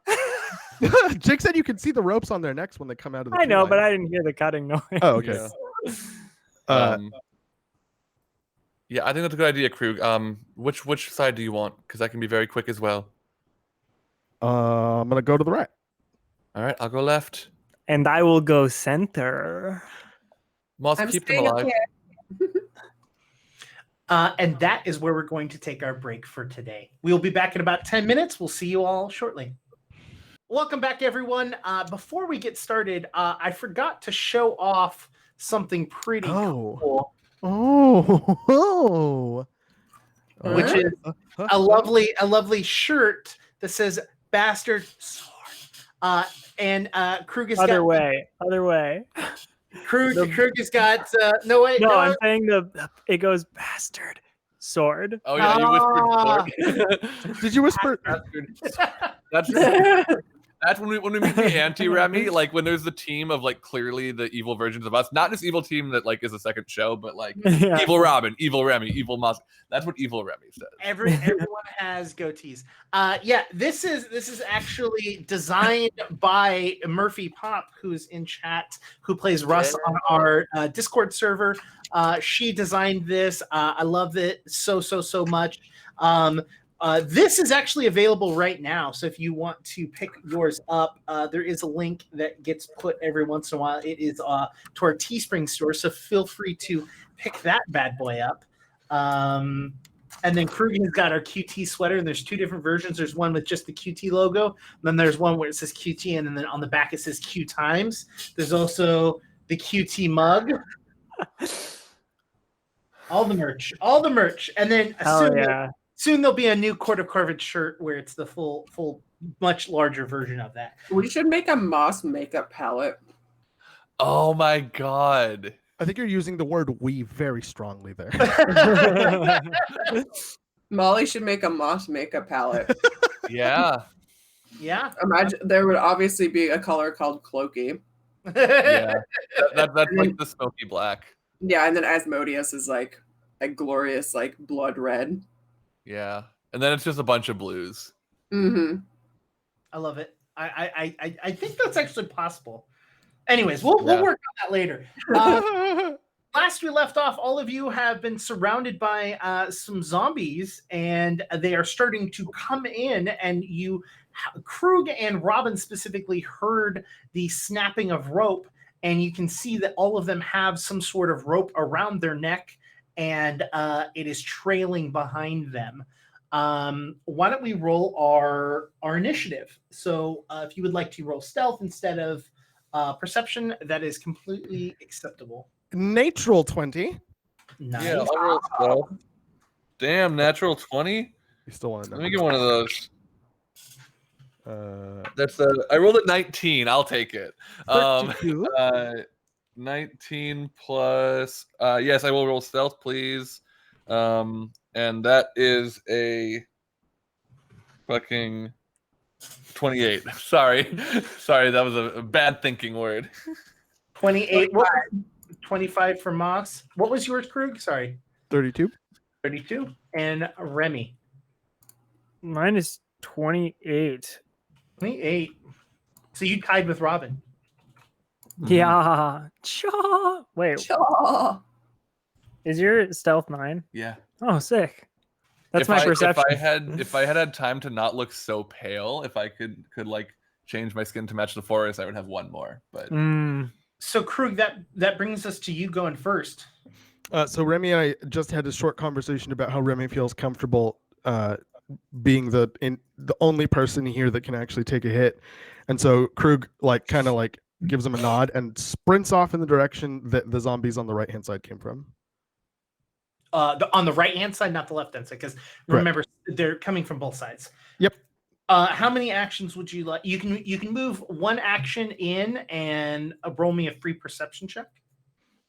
Boop. boo. You 25. 25. 25. As you move into the thick brushery of it, you can see that there are multiple trees that have rope wrapped around them, and the other ends of it have been cut. I'm looking for who cut them. And first of all, definitely cut, or is it possible that they were snapped? I mean, for a fact that if they accidentally snap, the fact that all 12 of them snap. Yeah, that's a good point. That's a good point. Yeah. Okay, so any sign of either the direction of the person who did that, footsteps, or can I hear something or anything? Or if I can just see the person, that'd be great.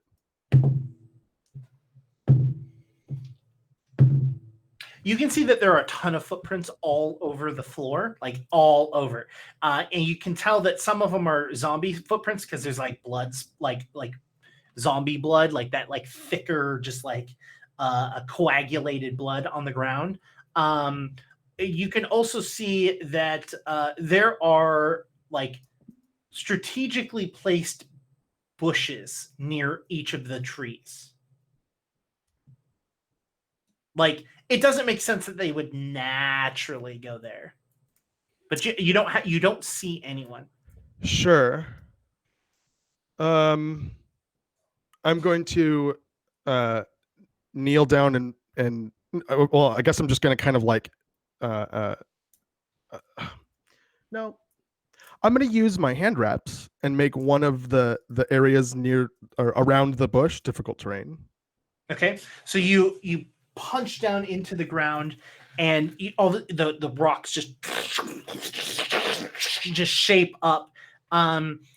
As that happens, you can see that the bush falls down to the ground, and you can see that there's what looks to be a person with a sword there, and a buckler. And they look surprised that the ground is moving around underneath them. That is your turn, though. Okay. That brings us to Remy or Robin, whoever would like to go first out of the two of you. I think you can. I should go first. Yeah. I am going to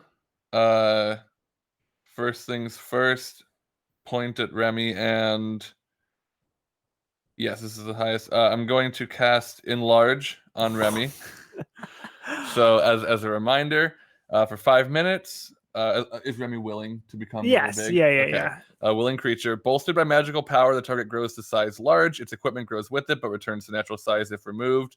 Yeah, you're clumsy 1. Your reach increases by 5 feet, and you have a +2 status bonus to melee damage. Big Remy. Sweet. And then I would like to. I'm gonna activate my cloak and do big leaping wind leap. And I want to try to. Now that I have the information of like, it seems like someone. It sounds like someone is like releasing these zombies, and we want to chase after them. I actually just want to try to get as much distance as I can and be ready to take off running on the next turn. Okay. So, like, rather than go into the tree line and be stealthy, I'm just going straight to like whatever I identify as the easiest path to run in that direction. Okay. Remy, your turn. Okay, how far away am I from the zombos? You could easily get to like one side or the other in like a half of a movement. Like they're right there. Okay, I'm gonna go to one side then. I'll go to the right if it's necessary for you. And immediately, first thing I'm gonna do, I'm gonna take a swing. I'm gonna take a swing at the nearest zombo. Okay, and they're clumped together, just so you know. Yeah, I don't have like a sweeping strike or anything. Okay. So yeah, but here I go. Ooh, that's so good. It's so good to be bad. So yeah, Remy's gonna run up. Oh my gosh. And going through be like, you'll get ready for my big sword. Nah. And that's 34. Big stirred sword. 34 is a critical hit. Yeah. Oh, that's so good. +2 damage. And I do +2 damage. So Plus I get 1d8. So I get 2d12, so 4d12. Well, 2d12, and then I do the thing. Okay, so 2d12. Boom, boom. Whew. Oh. Woo. Ooh. Okay, +4. It's been so long since I've done damage. So it would be I rolled 19 damage. Oh, plus a d8 because I'm attacking undead. So that's 23 damage total from that. Does the d8 double on a crit? Yes, everything. Okay, cool. So that's 23. So double that. That's gonna be 46. And then for my my bonus, like the +4 I get for my strength, that doubles as well. Is this one zombie? Yeah, that doubles as well, right? Basically, when you look at your damage, you just calculate it like normal, and then just double the total. And then just double it. Okay, cool. For some reason, I'm forgetting everything, but We haven't fought in a while. Yeah, so that's gonna be 46, and then +8. So that's 54. So I think I just did 2. Oh, +2. And it's +2 gets doubled, so 58. 58. Yeah, 58 damage to this one zombo. It's still alive. What? There's There's 12 of these. Does this one look different? Did I miss that? This one wearing like a bandana that has like a skull on it. So Remy just goes. I mean these look like they're like beefier zombies. They're not like gigantor ones, but these zombies definitely don't look like malnutrition. Like they don't look like shambling zombies. These look closer to like big old boys. These zombies have been eating.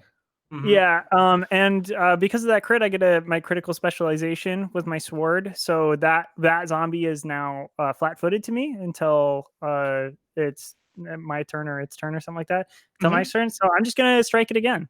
Sounds good. Do it. We cannot deal with these freaking Zumba zombies. And that is so with -5. That's gonna be 27. 27 hits, but is even with flat-footed. Sorry. 1 more second. 27 is a crit. Oh, I probably didn't need it, but here we go again. So second swipe coming in here, boom, boom, and then the d8, and then oh dang, I think I just rolled the same damage. Hold on. +4, so 27 +2, 29. 58. Yep. Yeah, 58 damage again for the second attack. You slice it in half. And then Remy go, who next? and then goes, "Oh, that's right. It is for me to decide." Then I'm gonna try to attack one more. Okay, So yeah. go. Oh wait, I moved. So You I'm moved, done. yeah. I'm done. Okay, so I'll say who's next, and then I say it is for me to decide. Oh, and they at the end. Then they will decide. Moss, it is your turn. Should unmute myself. I've been choking on a pretzel for the last 3 minutes. Oh, giggity. Yeah, I'm doing it. Really? Yeah, walk away. Walk away. Giggity and walk away. I'm making like, old presidential meme references. What, did you just go get alcohol so you can sip after you? No, I realized that when I went to on break, I went and got coffee, and I set this on my wife's desk, and then I was like, "Oh, I should go grab the bastard sword shirt." And backwards. You did it again. You did it again. Whatever. I like Jake's bad version. Okay. So I want to try my healing powers. Is it an AoE or is it just specific? It depends on how you want to use it. So it's basically like this same thing that's usually on my character sheet. Yeah. So if you want to use AoE, it's 3 actions. If you want to use a targeted one, it is 2 actions. But it will only hit one specific zombie, but it will do more. Does that make sense? Yeah, but I'm talking about the like new special hand thing. That's the same. Oh yeah, that's the same. It's just going to do an additional D8 no matter which way you cast it. Okay, I want to do an AoE towards the. Remy just took down 1 on the right. Mm-hmm. Yes. Okay, so there's 5 more on the right. Yep. Are they all close enough that I can AoE all of them from the top of the caravan? On the right or the left? The right. Sure. Yeah. Okay. We'll place you in a spot that if you do AoE burst, you will hit all of the ones on the right and 2 on the left. Oh shit. Okay. Yeah, then I'm definitely gonna do that. So tell me what to roll, Dungeon Master. It depends. Which level of heal are you going to be 3. using? I mean 3 is AoE, right? No, well, there's a first level, second level, and third level heal spell, and then there are different actions in which you can use. You can use 1 action as a touch, 2 actions as a range, 3 action as an AoE around Well, you. I'll do 3 so that I can 3rd level so I can just wreck shit. Let me bring up your character sheet. I believe, and it's been this long for me as well. I haven't looked up heal in forever, but I believe it's 3d8. Yeah, it's not letting me scroll down on the hover right now. Yeah, so it's 3d8 per level, but since you have this additional thing, it's gonna be 4d8 total. Do I have to roll to hit or not? No, this is just 4d8. Holy shit! All right. And Remy, if you had taken damage, you would heal this amount. Yeah, if. All right. Oh my god. Okay. Where is my D8? There it is. All right, we're going. Let's go. And 1 is 8. 2 is 7. 3 is 1. And 4 is 4. So 8, 7, 1, 4. 8, 7, 1, 4. Okay. Who has a total for that? 20. Thank you. All right. And what is your spell casting DC? It should be on your 22. 22. Okay. Okay.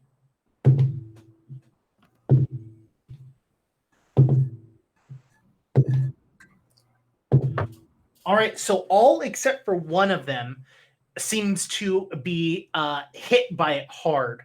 And all of them seem to take this damage,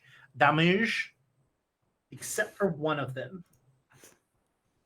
All right, that brings it to their turn. Moss is like evil anime villain laughing, by the way. She's like Can I hear that from where I am? Yeah. Excellent. Yeah, Remy's laughing as well. It's like, oh, ho, ho, ho, ho, ho, ho. It's like Jabba the Hutt. Remy, the ones that are around you are going to go ahead and attack you. So, Nice. there are two that don't need to move, so let's work on them first. So, 26. That hits. This one is. You know how I wish they would do attacks for them is if they did like plus 11, plus 6, plus 1 instead of just going plus 11. Figure out the rest yourself. I mean, we have to do it, Jake. I know. I wish they would do this. Yeah, but Yeah. So 26 on the first one. This one is a 25. 25 also hits. Okay. I have a it's like I have a -1 right now to my AC because of being enlarged, right? I think so. Is that You're clumsy, and I think that means your dexterity is -1. Oh, what? It's a minus. I think that's clumsy, right? If you put clumsy on, it'll calculate for you add condition. Clumsy. So it's just your like basically the DC, not the DC, the modifier for your dex based stuff goes down by 1. So if you're not using your dex for your AC, then you shouldn't modify your AC at all. Oh, then I don't think cool. I am using my dex for my AC. Probably not with the big armor you're wearing. Also, I realized casting haste on you instead of enlarge makes a lot more sense to start battle, but like it's so much cooler if you're really big. Being very fast is also I'll fun, start but- doing haste more. Why Yeah. don't you tell me what your AC is? And Sorry, what was that, Jake? Sorry. why don't you tell me what your AC is? My AC is 25. 25. Okay, so then the third attack does not hit. Okay, cool. So you're going to take 2d12 plus 10. Okay, unless it's with clumsy shouldn't be giving me a -1 to my AC, right? I think not, because I'm pretty sure you're not adding your dex to your AC. Okay, cool. Then yes, my AC is 25. Even so, the third one that hit you, or the third one that they swung was a 17. So like even if you had one less on your AC, you know what I mean? All right. You're going to take 20 damage. Okay. If you say so. Also, Moss, I would like to point out that with that heal spell, you did 120 points of damage. Wait, what? like Spread out. But wow, that's a lot. It was 20 on 6 of the 7 characters, and so all of them failed their fort save except for one. So you did 20 damage times 6. Like, Hell That's great. All right. So the second zombie that doesn't have to move. 30. So that hits, and 16 doesn't hit, and a 9 doesn't hit. So you take 7 more points of damage. The next 2 zombies are going to move up to you. So they're going to spend a round each, or an action each moving to you. That puts 4 around you, and they're each going to attack. A 27 hits, and a 20 does not. And a 2 does not. So you're going to take 16 points of damage from that one. Okay. And you're going to take 13 points of damage from that one. That is 4 of the zombies. And then one more is just going to spend 1 action moving to you and attacking. That one doesn't hit. That definitely doesn't hit. And as much as I would love a 20 to hit, a 20 does not hit. And so that's all 5 that were on the right are around you. And then the 6 are going to spend 2 actions getting to you, but not all of them can reach you. So they're going to. Oh, wait, they have a reach of 10 feet. I lied. They all can hit you. Okay. So 16 does not hit. A 14 does not hit. A 19 does not hit. Definitely gonna need that healing on the next one. 21 does not hit. and a 22 does not hit. Wow. And a 20 does not hit. Wow. Those 6 zombies, with a plus 11 to their hit, none of them got high enough to hit you. Damn. Nice. Okay, good. Oh my goodness gracious. Yeah. Okay. That brings us up to the top of the round where Krug. Oh, actually, sorry. Yeah, they didn't ever get a chance to do anything. Yeah, the bandits. Mm. He sees you and he just starts running towards you. I believe he has to make a reflex save. Yeah.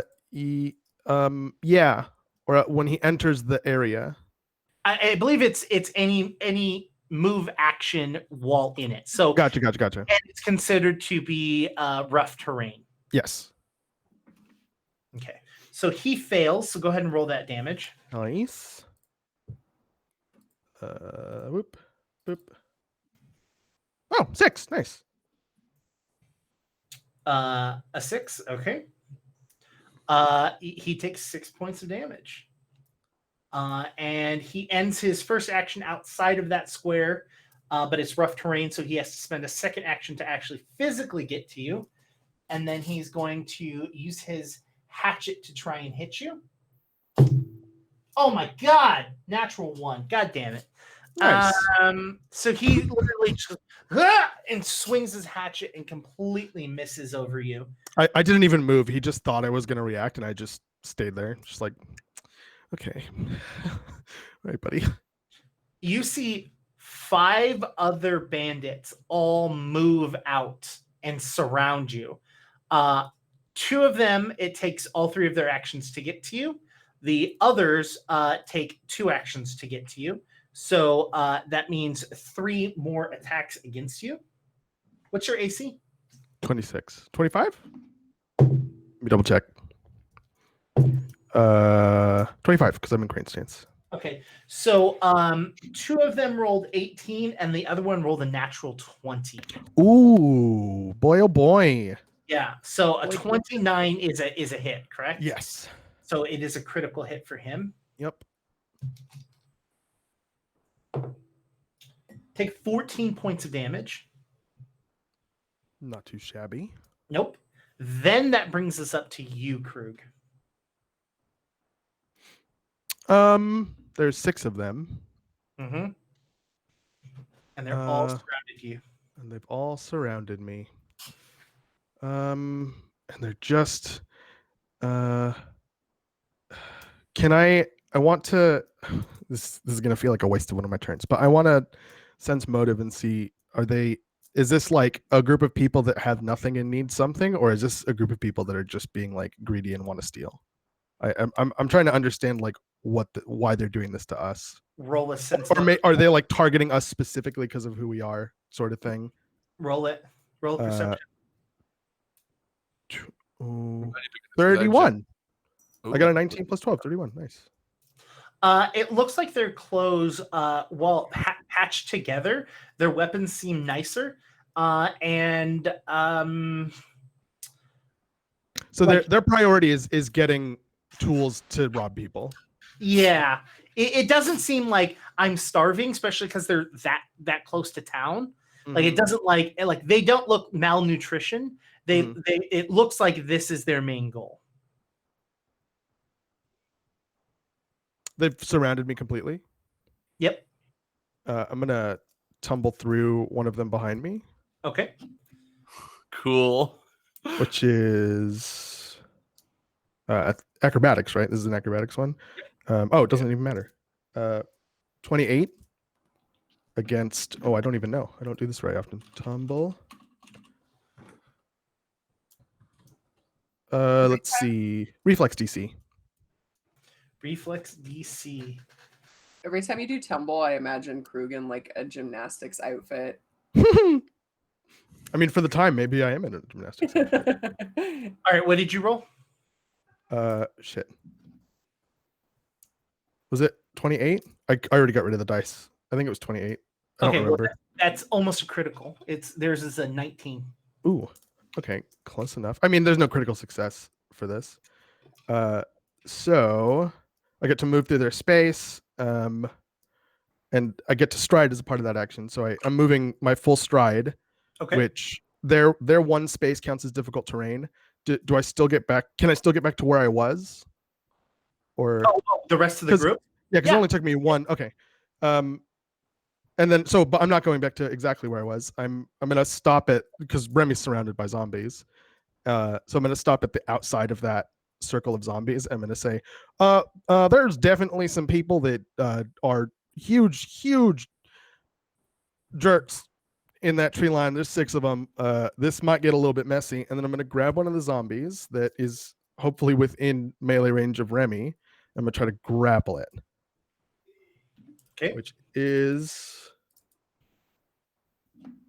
That's their fort DC, correct? yes. Okay. 27.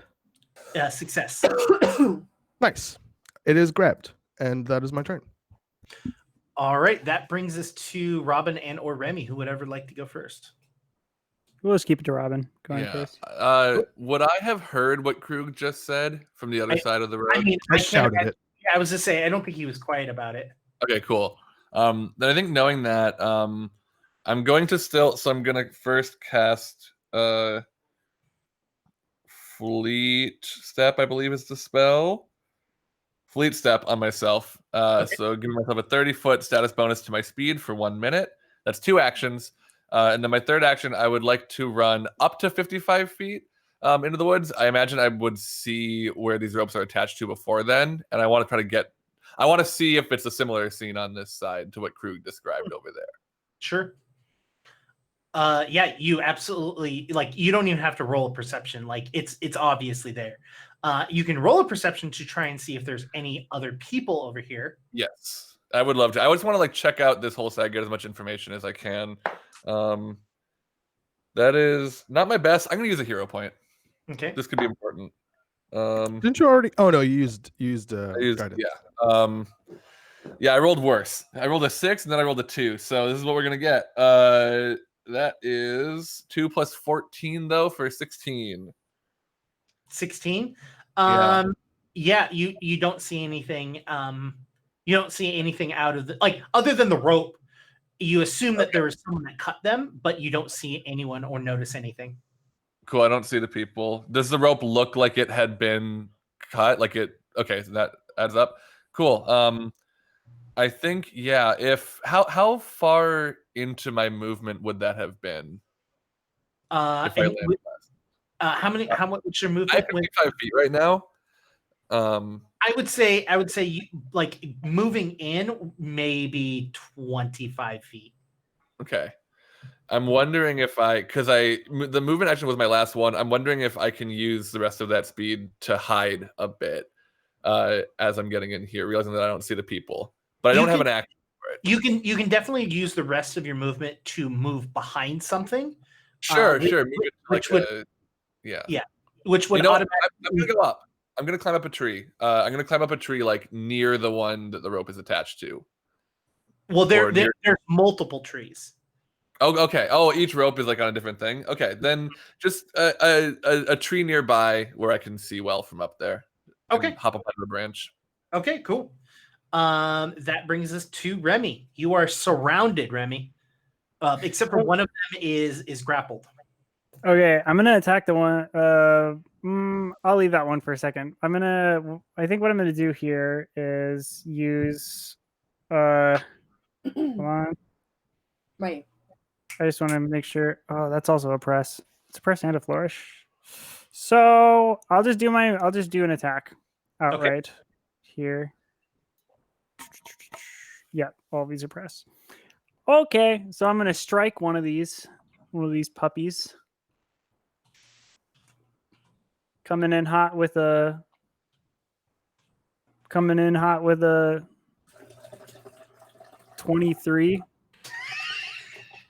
It sounds like someone's peeing. I'm pouring my bubbly water into my sippy cup, okay? Mm-hmm. Okay, so 23. A 23 hits. 23 hits, cool. Does not crit though. Does not crit, but it does hit. So that's going to be Wow, just Whoa, horrible damage. Just real bad there, huh? Just real, truly bad. Not one above average roll in the bunch. Yeah, that's gonna end up with 12 total. No, plus my 2, so 14 total damage. And that was with your D8 as well?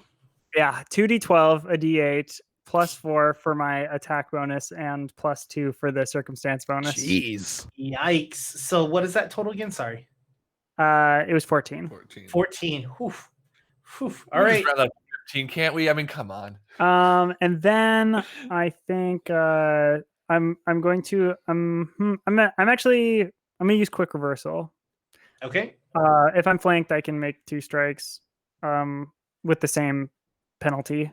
So Okay. that's just what I'm gonna do. That's gonna be nice. So I have a -5, so that ends up being the first one is 28 and the second one is 27. Both of those are crits. Oh, nice. Sweet. I'll do the first damage. Okay. That's a little bit better. First damage ends up being, let's see, plus 2, 19, plus 4, 23. 23 times 2. That's 46. 46. Was that the same one you hit before? Yeah. You kill it. Sweet. Nice. Cool. And then for the second one, I'm doing, oh, that's pretty good. 23 plus 27 times 2 is 54. So the second one is going to be 54 damage. You also killed that one. Nice. So Remy's doing these like strikes and then gets down again. Is like 3 down. I can't count that fast to tell how many of you there are, but the rest of you are left. And that's my turn. All right. I'm realizing that Remy's brain also has gotten a whole size larger, and I wonder if it's just like you having the same amount of thoughts, but them traveling farther. Normally, I think you can count to 4, but I'm just thinking like, the 3 to 4 just takes so much longer in this big brain. Wait, Jonas, does that make Remy a himbo bimbo right now?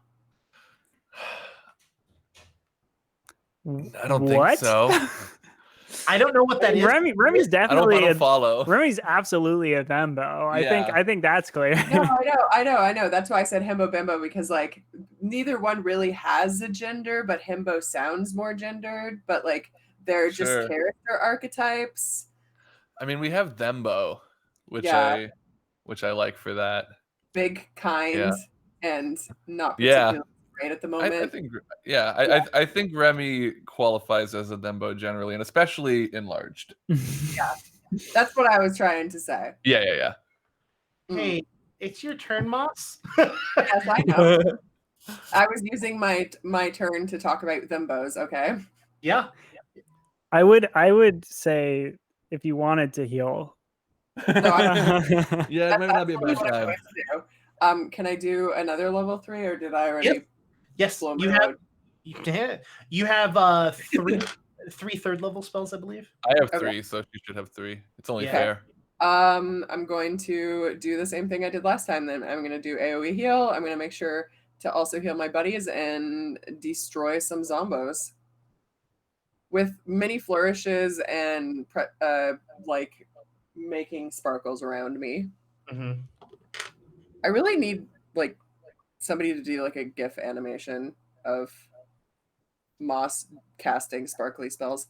Okay, 4. Okay, 4.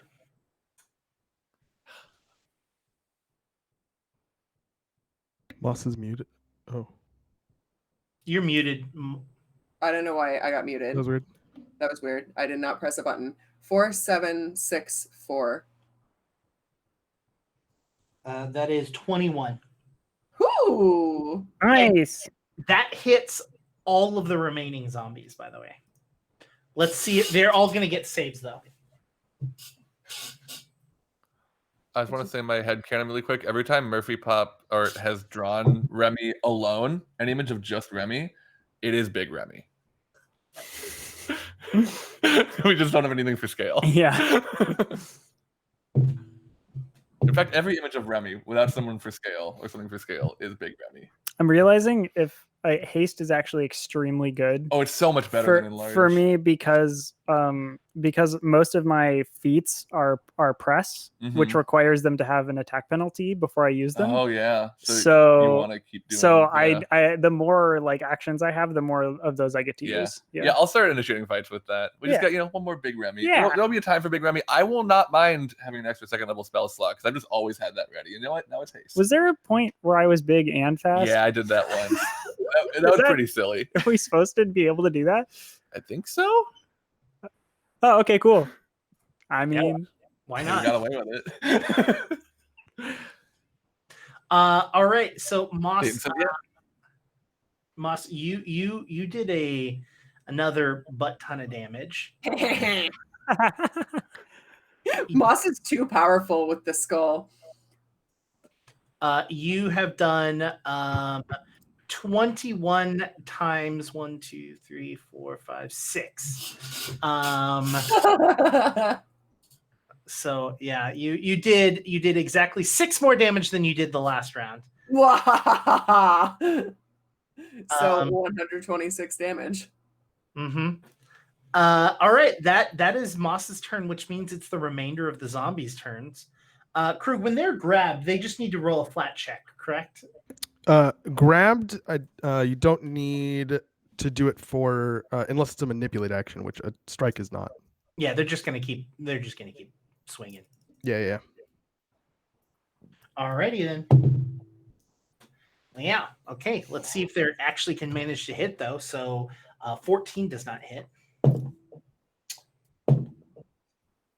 Okay. So the first zombie does not make any hits against Remy.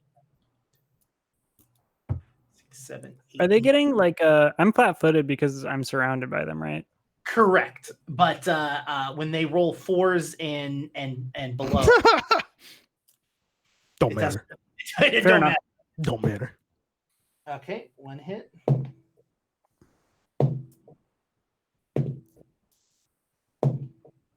Also, Krug, I promise I will utilize our tag team tactics with you grabbing people and stuff at some point. But in my mind, I just quick reversal. I had to knock out more zombies. I mean, that's totally fine. I'm about to have a yeet party anyway, so it's okay. A Yeetapalooza. Yep. Okay, let me see. Send them trucking down to Yeet Street. The yeet street. So out of the 1, 2, 3, 4, 5, 6, 7, 8, 9 zombies surrounded you, literally only 5 of them hit you. That's a lot of hits, though. Just kind of in the general ethos of getting hit 5 times is a lot of times. Yeah, it's pretty big still. It's a big. Still, They did the Remy yeet. No. take 5 damage. It's technically not because all 9 of them got 3 attacks. So That's true. That's a lot. That is a lot of fails. all right. 30, 36, 42, 45. You're going to take 45 points of damage. Yes. Oh, Moss, you saved me.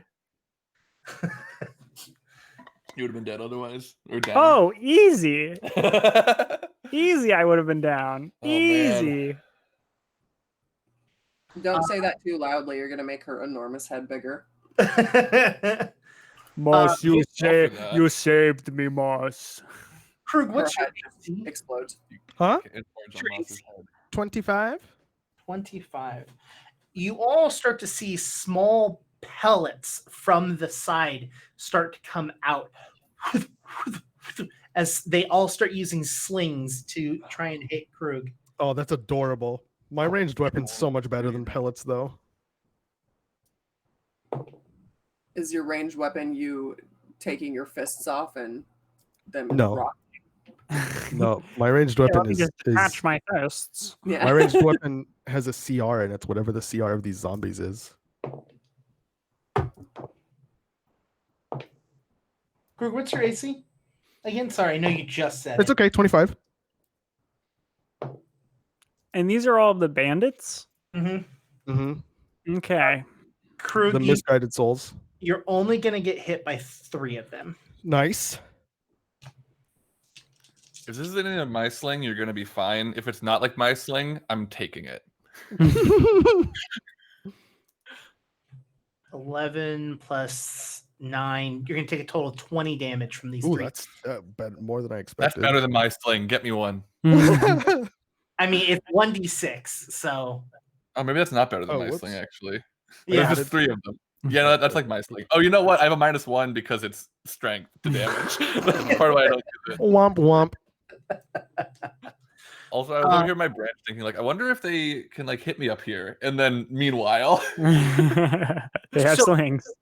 So, Robin, speaking of, you see 6 more bandits come out from underneath where you are and start to come out, and they all have their hatchets. The key thing that you notice is that on the back of all of them, you notice that there's a long, like, stick-looking object with a like clamper that is about the same size as the neck of these creatures on their back. okay. You can probably put 2 and 2 together and know that they let these all go, kill everyone, and and then they, while they're feeding, they come in, grab them by the neck, and bring them back to where they belong. Yeah. And then they Good collect for them. the rest of the goods. That's Despicable, Jake. Despicable people. What a bad thing to do. That brings us to Krug. Cool. I'm gonna go ahead and we're gonna have a yeet party. I'm gonna whirling throw the zombie that I'm currently holding. I'm gonna throw it 30 feet. I'm gonna throw it directly towards the people that are shooting little pellets at me. Okay. And that's against the zombie's fort DC, and it's gonna be a total of really high number. That's definitely going to critically succeed. I'm just throwing that out there. Don't you have an ability that allows you to like have a better option of throwing things larger than you? The for grabbing things, is it large? Yes, it is. Oh, well, okay. So I have Titan Wrestler, which allows me to grapple things larger than me without caring, but it doesn't necessarily apply to whirling throw. I'm supposed to take a -2 circumstance penalty according to the text of the thing.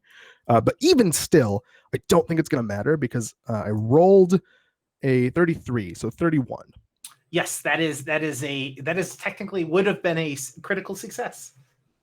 So I get to throw the creature the desired distance. So it goes 30 feet. Yeet. And then I'm going to well, I have 3 actions left. I'm going to grapple another one. Okay. My goal is to stand next to Remy. So if there's are there more in my way? I would say that as a part of your grapple, you can take a 5-foot step moving in the spot of the zombie that you had just moved. Okay, and that one was adjacent to Remy. Mm-hmm. Okay, and then I'm going to grab another one that's I guess at this point threatening both of us, which is going to be 29 to grab. Success. And then I'm going to throw it 30 feet in the same direction, same number. That's 30. What was it? 31. Okay. Also a success. How close do they land to the people? So they let's see their range. Let me see what their range is. They're large. So so you threw them 30 feet. They're about 20 feet away from them. Nice. Yep. Oh, that's my turn. I'm throwing zombies at the enemies. Robin, it is your turn. You see these 6 bandits run out. And do you say they all came out from like? You said we came out with their hatchets. Are they looking like they're going to cut this tree down that I'm on with their hatchets, little by little, or they're? You jumped up to the tree that had the rope on it. They run from bushes that were underneath the tree out towards the rest of the group. So you're technically behind them. Oh, okay, cool. Then I'm going to use all 3 actions to summon a monsoon curtain, like right in front of them, which can be within 120 feet. So I can certainly do that, and it can be 30 feet long, 30 feet high, and 5 feet thick. So I want to just like kind of curve it around them, kind of like a dome screen. I want to create. The idea here is that like so they can run through the water. It won't really bother them, but I don't think they're gonna know that. So I want to like really just like summon it as harshly as I can, and just like get them to at least consider for a round. Literally, like the water from the ground just jets up as they're like running towards the rest of the group, and it surprises them as it launches right in front of them, and they all stop and like, what the, and they stop dead in their tracks, just like, right in front of it, like what the fuck, trying to figure out what's going on. What the frick? What the frick? Who fricked? Yeah, that's all 3 actions. Okay, that brings us to Remy. Remy, beside you on the other side, you see a giant wall of water lift up from the ground. You definitely have seen Robin do this before, so you have a feeling. That's my wife, you know. And then I'm gonna do some attacks. I'm gonna slash. I'm gonna attack a Zombo right next to me. Mm-hmm. Take it. Boom. Hashtag my life. And that's gonna be 25. 25 hits. Hits, but is not a crit. Hits, but is not a crit. That's okay. I'm sorry. If it meets, it beats. It's technically is a crit. Yeah. Oh, thank God, because I rolled amazing damage. Yeah. That's that's awesome. Before. Yeah. Wait, hold on. Sorry. 34, 68 damage. Okay. You destroy it. Boom! And then I'm gonna quick reversal on 2 others. And I'm gonna do 2 more strikes. Okay. With just a -5 penalty for each. And that one is going to be it's -5. And so 21 for the first one. 21 hits. Okay. And then the second one is 25. 25 is a critical because it meets, it beats. Oh, yes. Yeah, so Okay. I'll do the first one. Thinking out of character, we can totally kill the zombies, and I think if we do, we can get the bandits to stop fighting us, so we can maybe end this without having to kill people. Well, who knows? Just It depends on how much Moss can heal me this next round. Yeah. Okay. So that's for that one. It's just going to be 22 for the one that did not crit. Okay. And then for the one that did, Barely alive. for the one that did crit, it's going to be, oh, nice. Okay.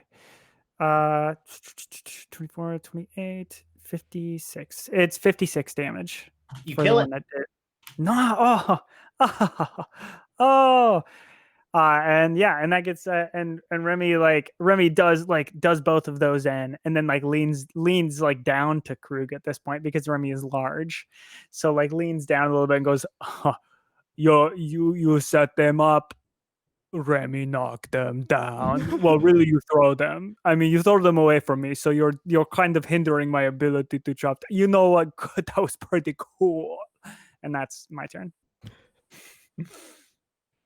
All right, that brings us to Moss.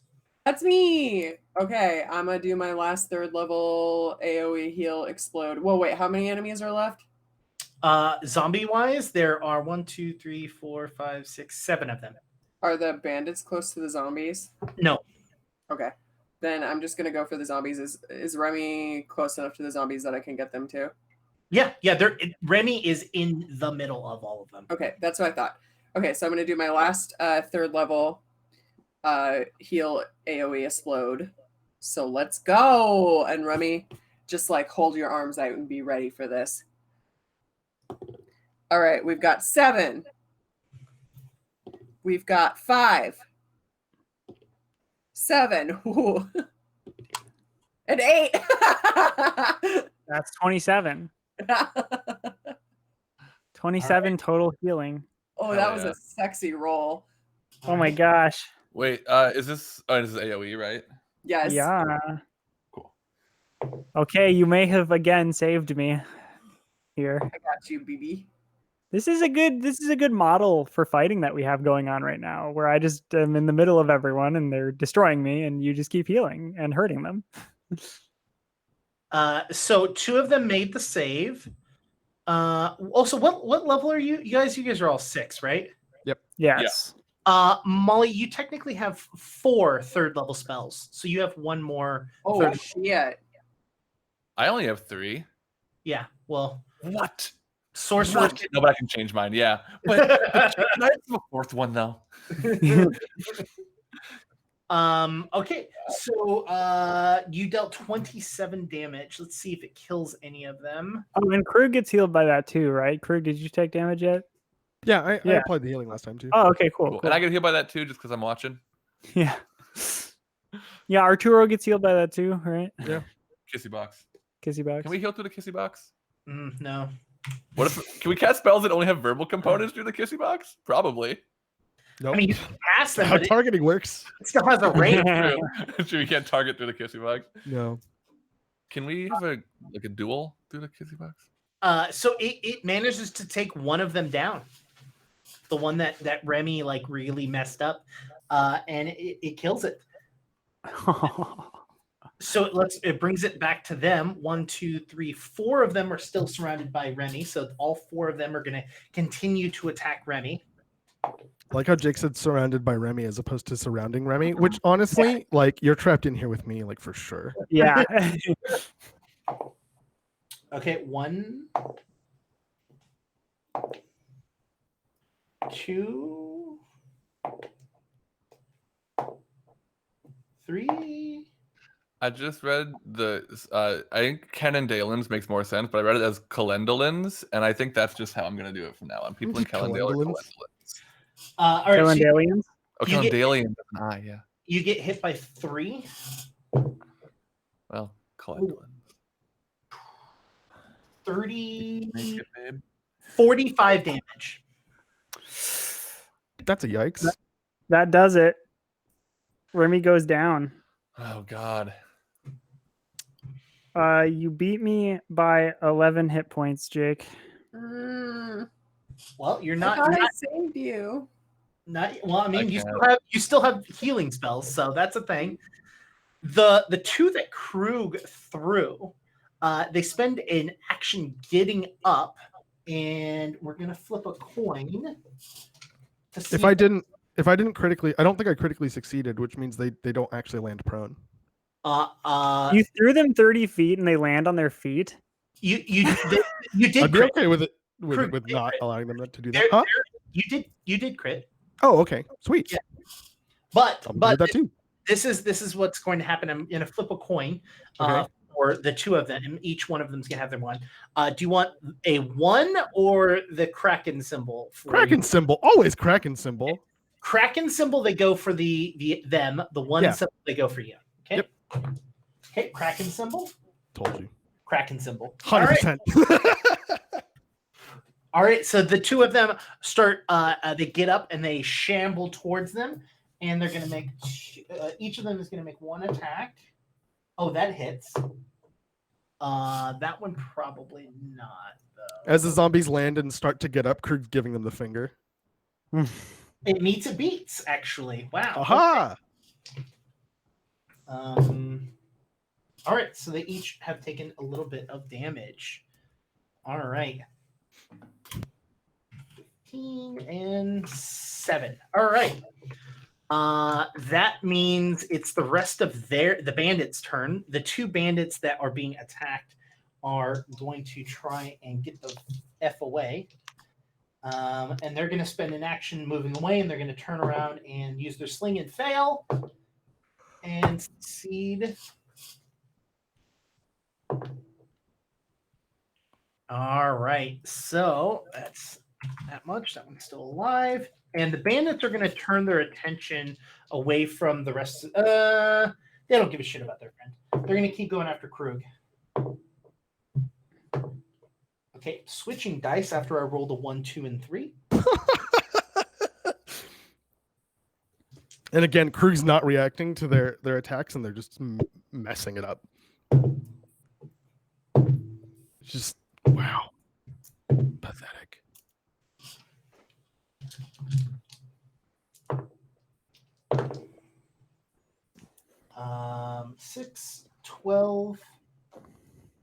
12, 14 plus 5, 19 times 19, not times 19 plus 12 is 31. Take 31 points of damage as these little tiny pellets. Ping, ping. That's a lot of damage. There's Whoops. a lot of them. That brings us to the 6 that are on the other side. They're all standing and confused, and they turn around and you didn't stealth. You just kind of moved up, Correct. right? I'm in fact standing there summoning lightning in my hands, ready for an upcoming intimidation check. So that's probably what they see. So they turn around and see you, and they go, "Oh shit!" And they're gonna throw their hatchets at you. They're welcome to try. I've got the agility of a bird and the legs of a phoenix, which is not a bird. What's your AC, Robin? Oh, AC. Sorry. My AC is 21. Okay, first one hits. No, it doesn't. Just plug your ears and go la la la la la. I can't. Why can't? No, doesn't hurt me. Okay, so 5 out of the 6 hit you, Yikes. but one of them was a crit. Uh-oh. So it might have been 6 out of the 6. Sure. But the benefit is that they do lose their hatchets because of that. So Yeah, they're all stuck in my skull. They're stuck in my dead body up in this drain.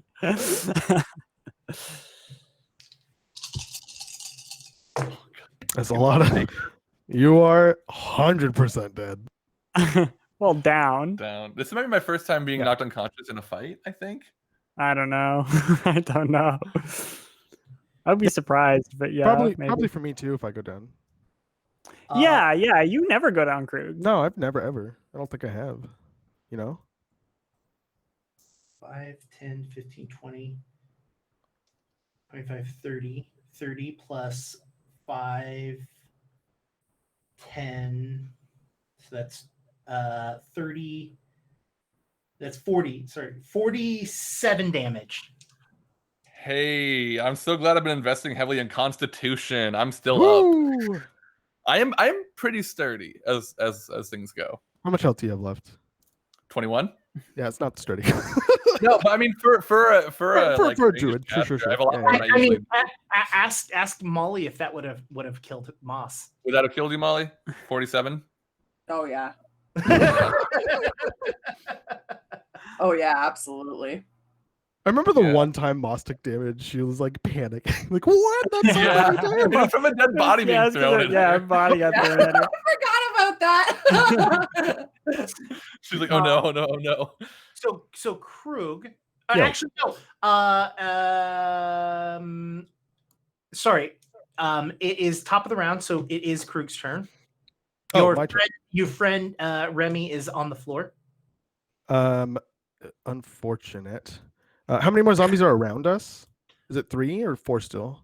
4. And both of those zombies started attacking the guys. I'm gonna grab Remy and run Remy.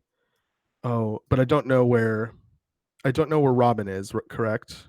Correct. I mean, you can make a clear assumption. Okay. Near the wall of water, probably. Yeah. Sure. But I know where Moss is, and Moss is healing. Okay, I'm gonna. Moss is on top of the caravan. Is that right? Yes. Okay, I'm gonna grab Remy. I mean, if you stay where we are, Moss can do an AoE heal and get the zombies and me, right? Yeah, probably.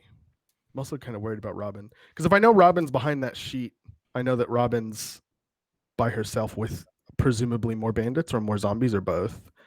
So that's probably not great either. I'm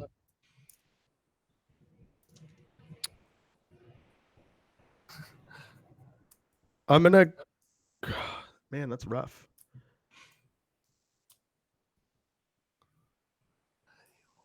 You want to come here? Come cuddle. If I pick up Remy, is that gonna provoke an attack of opportunity? You do not know. Okay. In that case, I'm gonna Did I grab? No, I threw. That was the last action. I'm gonna grab another zombie. Okay. 29. A success. And whoopsies, we're gonna throw a zombie. Ooh, that is a total of. Oh wait, that's not 28. 20 is a success. So that these are all going in the same direction. So that's 3 zombies, right? Mm-hmm. That was 2 actions. I have 1 more action. I'm gonna assume that you grabbed one of the healthier looking ones. Yes, not the ones that have already taken damage. Thank you for bringing that up, because that is definitely my goal, is to get all the ones that are that present the most danger, to present danger to them instead of us. And then I think I'm gonna last action flurry of blows, one of the less healthy looking ones. Okay. So that is, I haven't attacked in a hot minute. 26. 26 is a critical hit. And a 25. A 25 is also a critical hit. Nice. Wait, what? That's actually ridiculous. So And don't forget your extra D8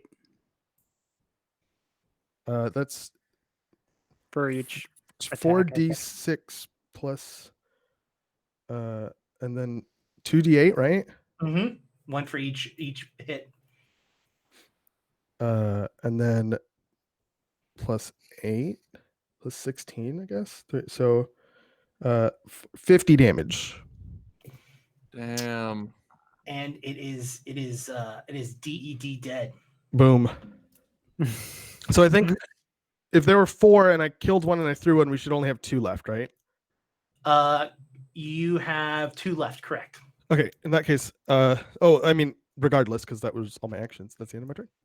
All right, that brings us to Robin. Robin would like to. Yeah. I'm gonna use a focus point. So they all threw their hatchets at me. So those are all somewhere in the woods. It would take a minute for them to find them. I'm going to leap off of the. Okay, first question: could I jump onto the caravan from the branch with my double jump speed right now, or jump distance? No, because it's over 30 feet. Like, because you went 30 feet and then you went further to get to the trees. And even though you're up in the trees, what I would say is, if you roll me a good enough athletics check, or acrobatics, you can spend 2 of your move actions to kind of like double jump from one tree to the other down and glide down to the caravan. Yeah. I think so I'm trying to determine right now, maybe I need some team input. If it's better to get myself back to you so I can start adding to the healing, or to keep these bandits away from you so that you're not dealing with more. I mean, genuinely, your priority should be not dying. Yeah.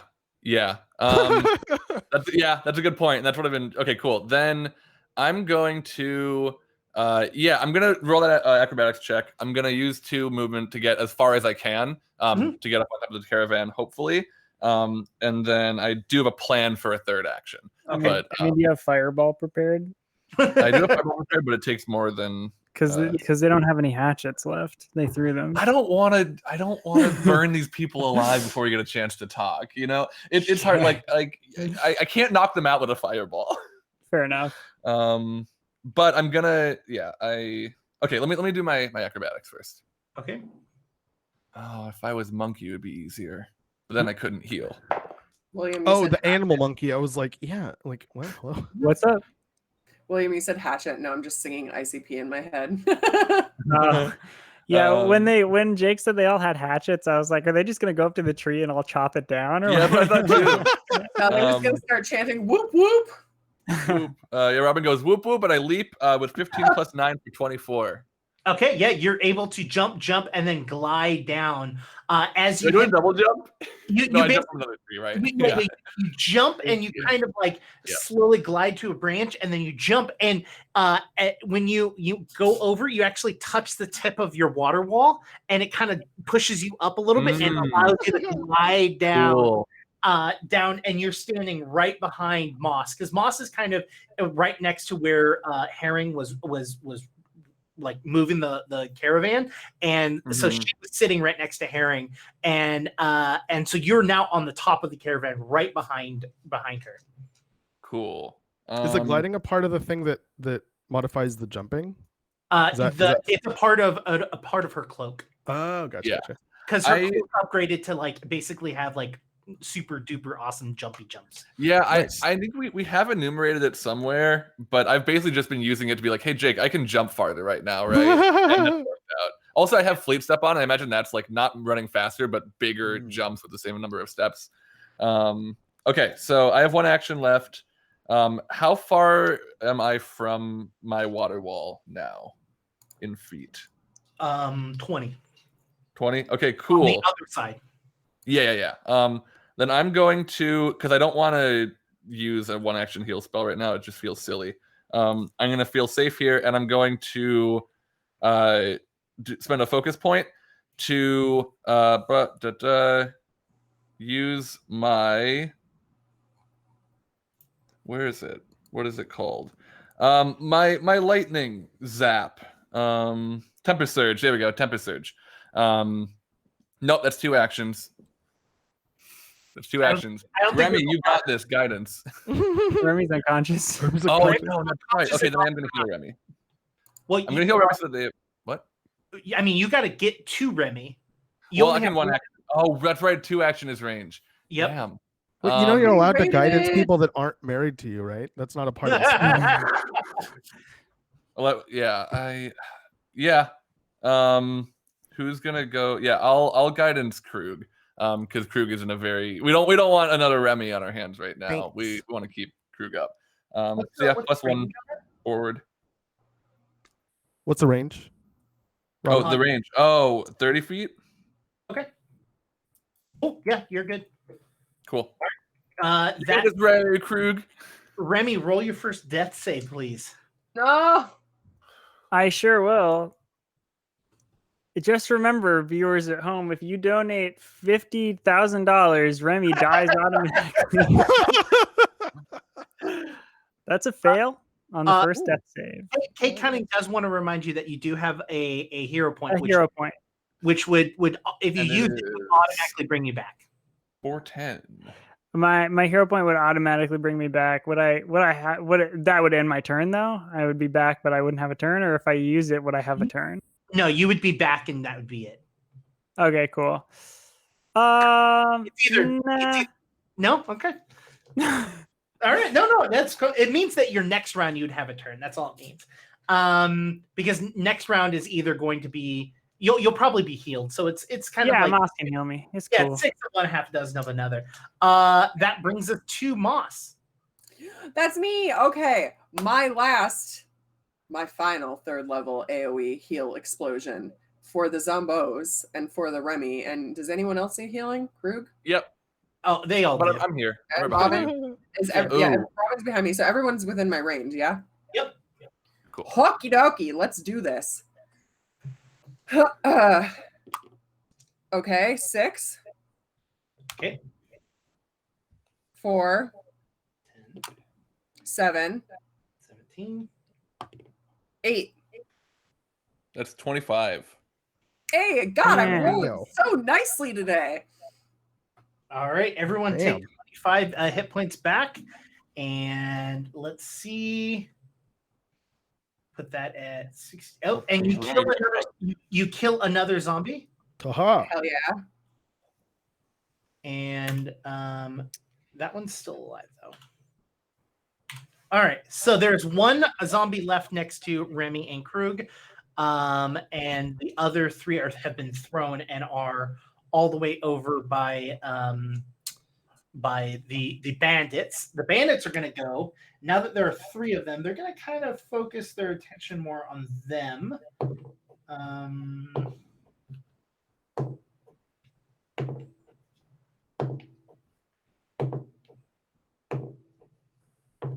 right, It's that's just a lot this for the rest of the episode. AS. Ooh. It's actually pretty nice. Oh, Yeah, I got the tingles. That was good. welcome to QueueTimes ASMR. Yeah. All right, so that they managed to take one of the zombies down, and managed to get Krug with 1 pellet. Oh no!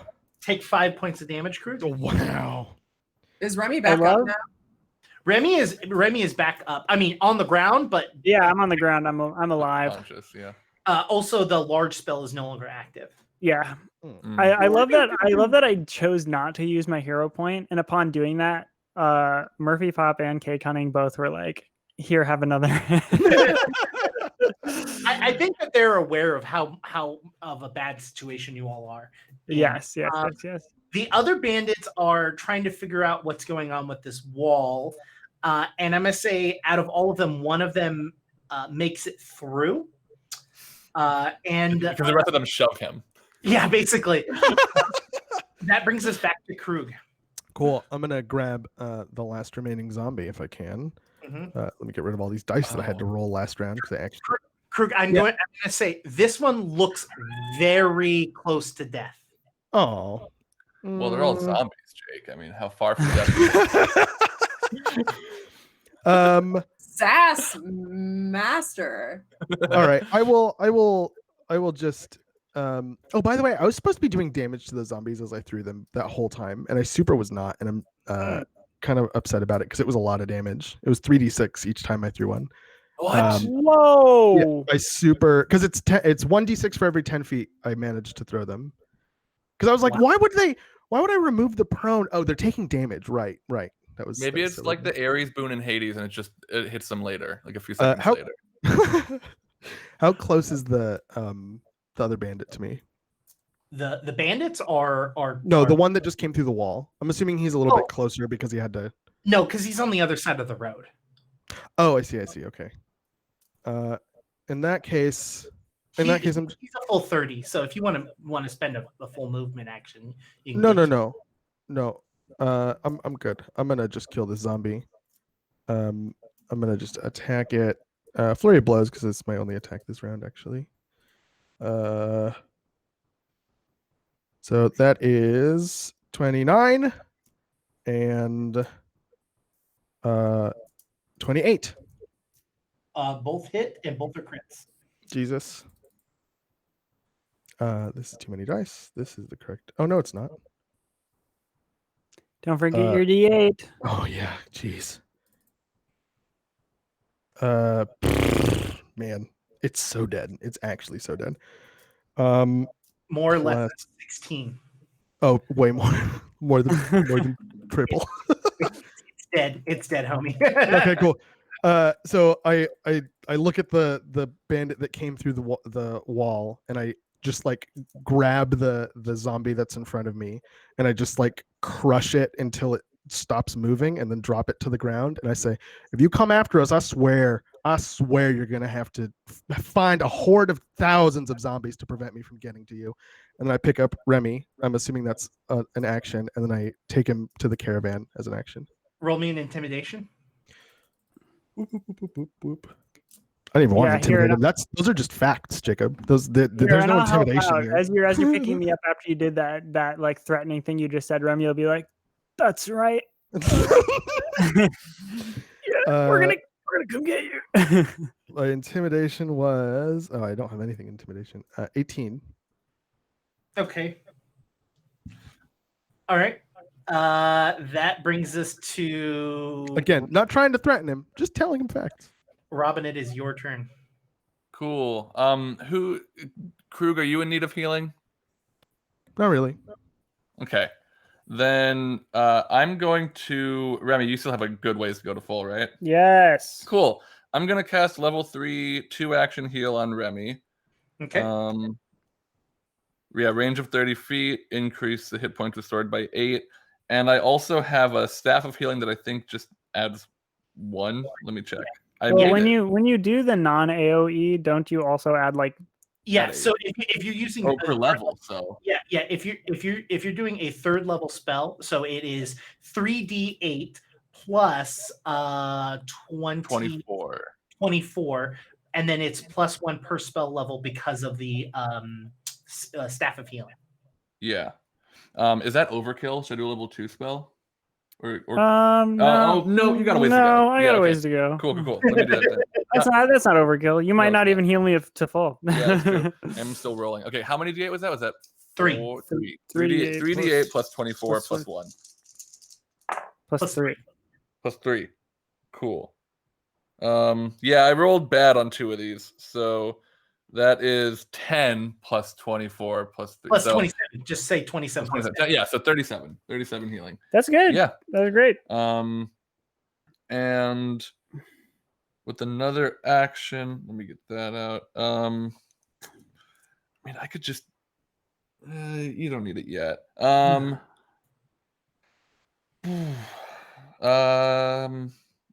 not sure. I can just do guidance again. I'll get Krug still has mine from last time. I'll give Molly guidance. Give Moss. Sorry. It's okay. We're one and the same. Yeah, one and the same. Just I give her I pull out my book of wisdom and I read her a little snippet from it, and it inspires her to move forward. That brings us to Remy. So I guess I'll squirm out of Krug's arms. I don't know. I mean, I drop you. I don't have any. Okay, cool. Drop me. And how far away am I from the nearest bandit or something? Or are we running away? Is that what the case is right now? 1 action away.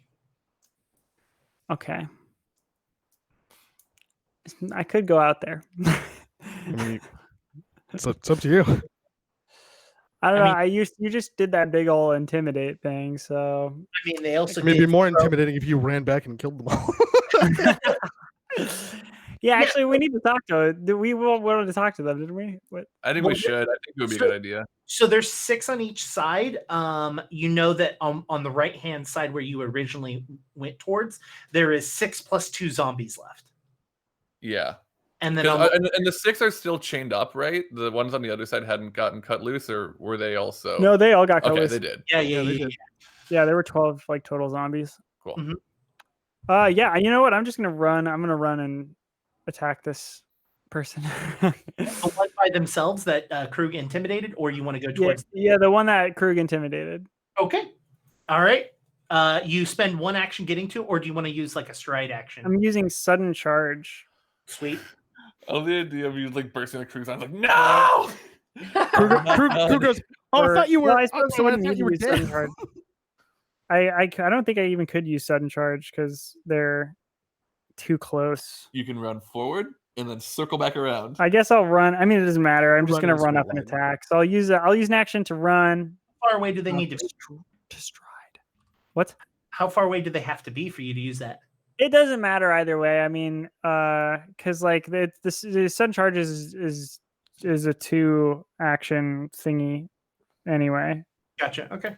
It just allows me to double my move speed. I can stride twice and strike. Yeah. If need be. But every time I ask you how far away they are, you're always like, well, within 1 action. I'm just like, okay, I guess I'll never use. Guess I'll just never use sudden charge. I mean, it's the width of a road, so like. 10-4. The GM writing down, make enemies further away. Okay, so I'll roll a die. Star Remy, not for the rest of us. Yeah, We're good. For everyone else, they're closer. Yeah.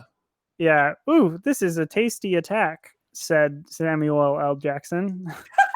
I see, like the burger. Yeah.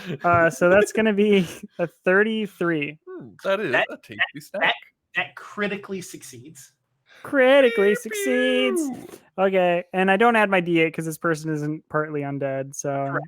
Unfortunately, well, that we know of. Well, I suppose. There's a way to find out. Do I add my D8? No, you do not. All right, not undead. All right. Check that one off. I figured it out, everyone. Okay, cool. So then this is going to be just a normal. I don't get my +2 from being large anymore. So yeah. Bless you. Bless you. 41 with that strike. You slice this man in half, like literally in half, right at his waist, and you can see the top of his body spin slightly as his legs fall, and it like blood, just a thin line of blood splatters across you. And as he falls down to the ground, you can see that his blood starts to move and starts to mist up, and you can see the form of a monster, of a beast, as it has fangs, and it looks like the blood itself has turned into its own shape and its own thing. You have one more action left. I wish I could use Fireball. I run back to everyone else. Have they said anything yet, like to each other or to us? Have they spoken? It doesn't matter, because that's where we're going to end today's episode. I just love it. It's like the blood comes out, it turns into a mist demon in front of me, and Remy's just like, nope, no. Jump in. So let's go around. We're going to go around the reverse way, and everyone say a little bit about your character and where other people can see you. Let's start with Molly. That's me. My name is Molly McIsaac. I've been playing Moss the Magnificent, the healing turret. You can find me across the internet at Molly McIsaac, except here on Twitch, which I am Night Glimmer. And actually, because I already have makeup on, I might stream a little bit tonight. Maybe some Final Fantasy 14. Depends on how I feel after dinner.